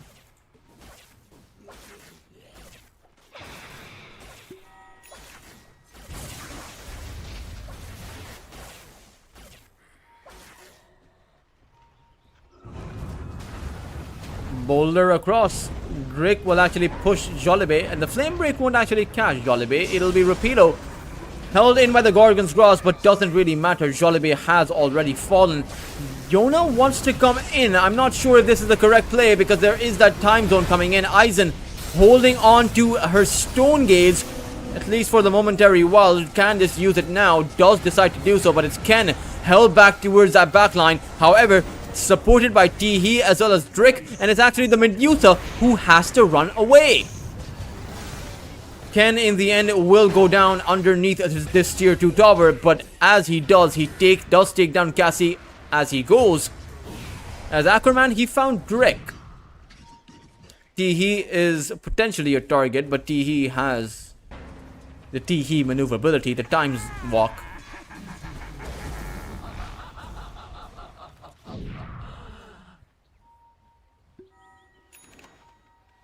Not exactly sure why it's called a time walk, because this could be a time sprint, you know, because it is instant. He's not really walking. You see, I mean, that is a movement speed animation of the Void Spirit running.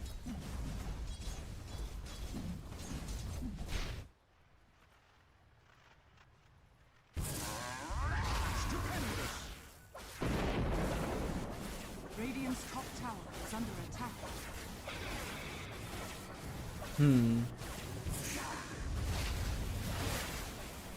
Radiant's middle tower is under attack.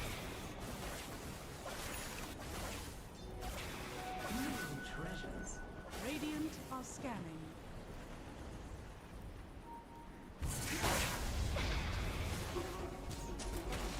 Ken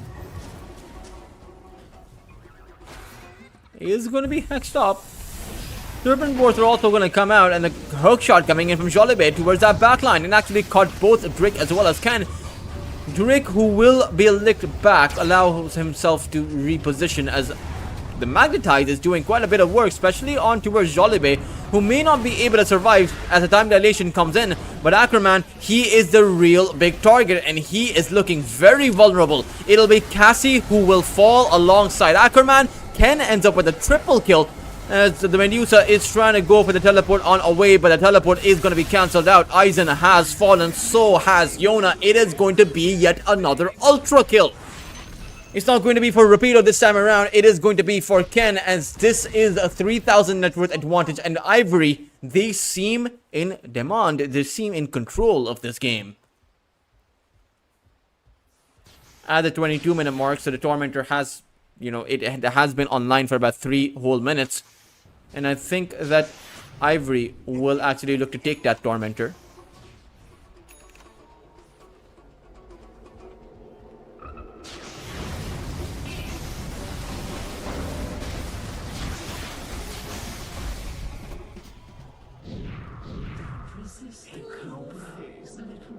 Medusa is level 18, and Medusa is one of the most farmed heroes in the game right now. But as I mentioned, I mean, Largo may not itemize differently. I mean, Ken may not itemize differently like an offlane Largo does, but this build works. You take a look at how much sustain Ken is able to dish out, and it makes it very hard for the side of the Dire to be able to get some skills, for Shark Squad to be able to get something done. As long as Ken is nearby, he either has to be your primary point of contact, or it's all over. But then again, there are so many primary points of contact, right? Even the Faceless Void, even the Earth Spirit, even the Batrider and the Storm, they're all high value targets.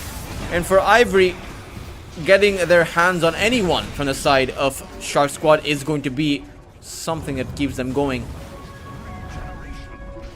They also found Jolibé. They'll actually drop that in a time zone. Jolibé will end up going down. A 7,000 lead up now for the side of Ivory.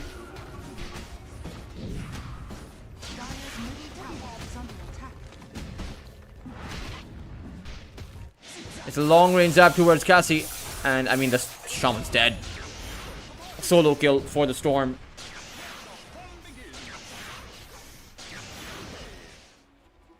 Dire's middle tower is under attack.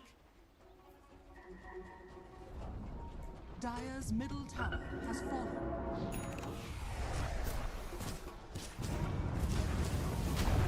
Drake. I mean, he sets up for the rest of Ivory to show up, but Aizen, it doesn't really seem like he's in much trouble. He has that stone gauge and his team is beside him. It'll actually be Ackerman who has used his BKB. I feel like he is a bit too overzealous with it. I think it's a... I mean, Ackerman is playing in extremes, right? Last game where he needed to activate that BKB, once his Aegis, you know, was used up and he was reincarnating. But he hesitated and he waited. This time around, he's using it so early on that even when there's no follow-up present, right? That because he's just afraid of the same thing happening again. Even though at that time there was a Cataclysm to play with and there is no Invoker in this game.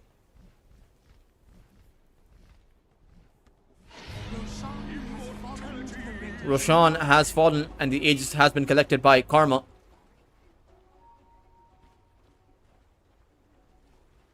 Radiant structures are fortified. Radiant's bottom tower is under attack. Long range zap coming in by Karma, able to pick up the Illusion Rune. Interestingly, you can dodge that projectile Dragon Tail by popping the Illusion Rune. It works. The Illusion Rune is like identical to the Manta style in terms of the invulnerability period you have, which I believe is just 0.1 or 0.2 seconds.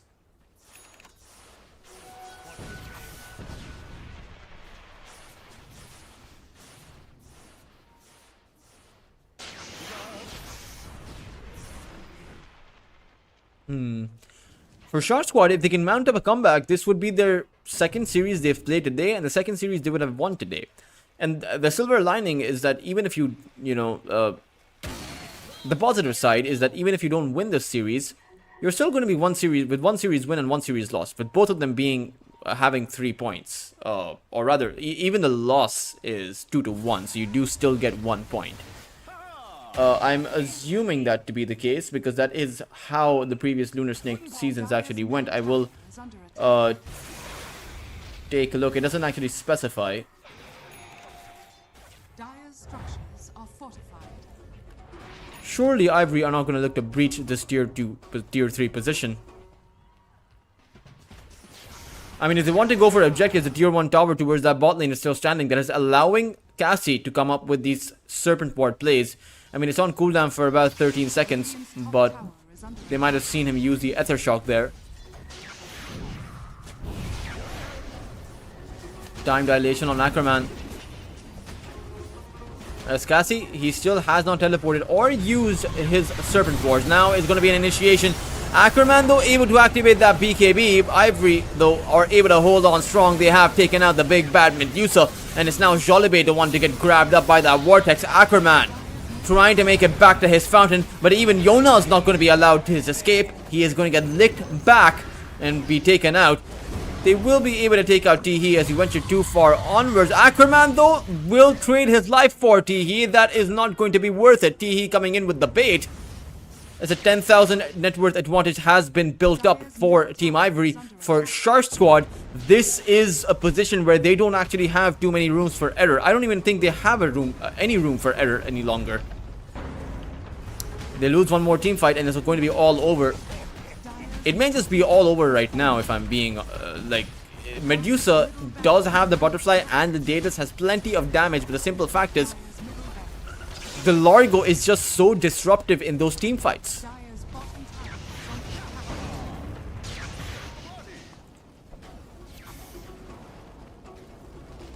Ken really wants to use that Aegis. But I mean, they've been able to acquire one set of barracks. Maybe they'll actually go for the full, or rather for another push, because you do still have the Aegis on the Storm. So, I mean, Karma won't mind, I'm sure.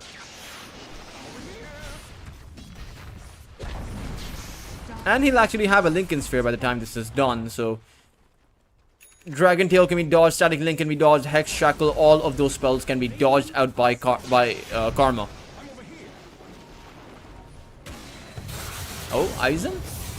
Not really allowed to go on the other side, back to the safety net of his high ground. He is now going to be forced to use that Stone Gate and some way make his way out. Karma is going to have that Aegis pop, but at the end of the day, Aizen, he will end up going down. It is going to be the rest of Shark Squad who are in incredible amounts of danger. It is going to be a full team wipe yet once again. And I think that Ivory, they just want to go straight for the jugular. They want to start poking those tier 4s despite of the massive amount of armor that they possess. I'm not sure if they will be able to break this apart, but what I do know is that there is not a single buyback available on the side of the Dire, on the side of Shark Squad, apart from the one of that Shadow Shaman. Aizen will call GG, and so will Ackerman. It will be Team Ivory who will be their series winners against Shark Squad, who fought long and hard in that series number 1. They bested Yasho, and it was always going to be a question to if they were going to best arguably the best team in their group. That is, of course, Ivory, as Ivory proved that they are too much for the side of Shark Squad.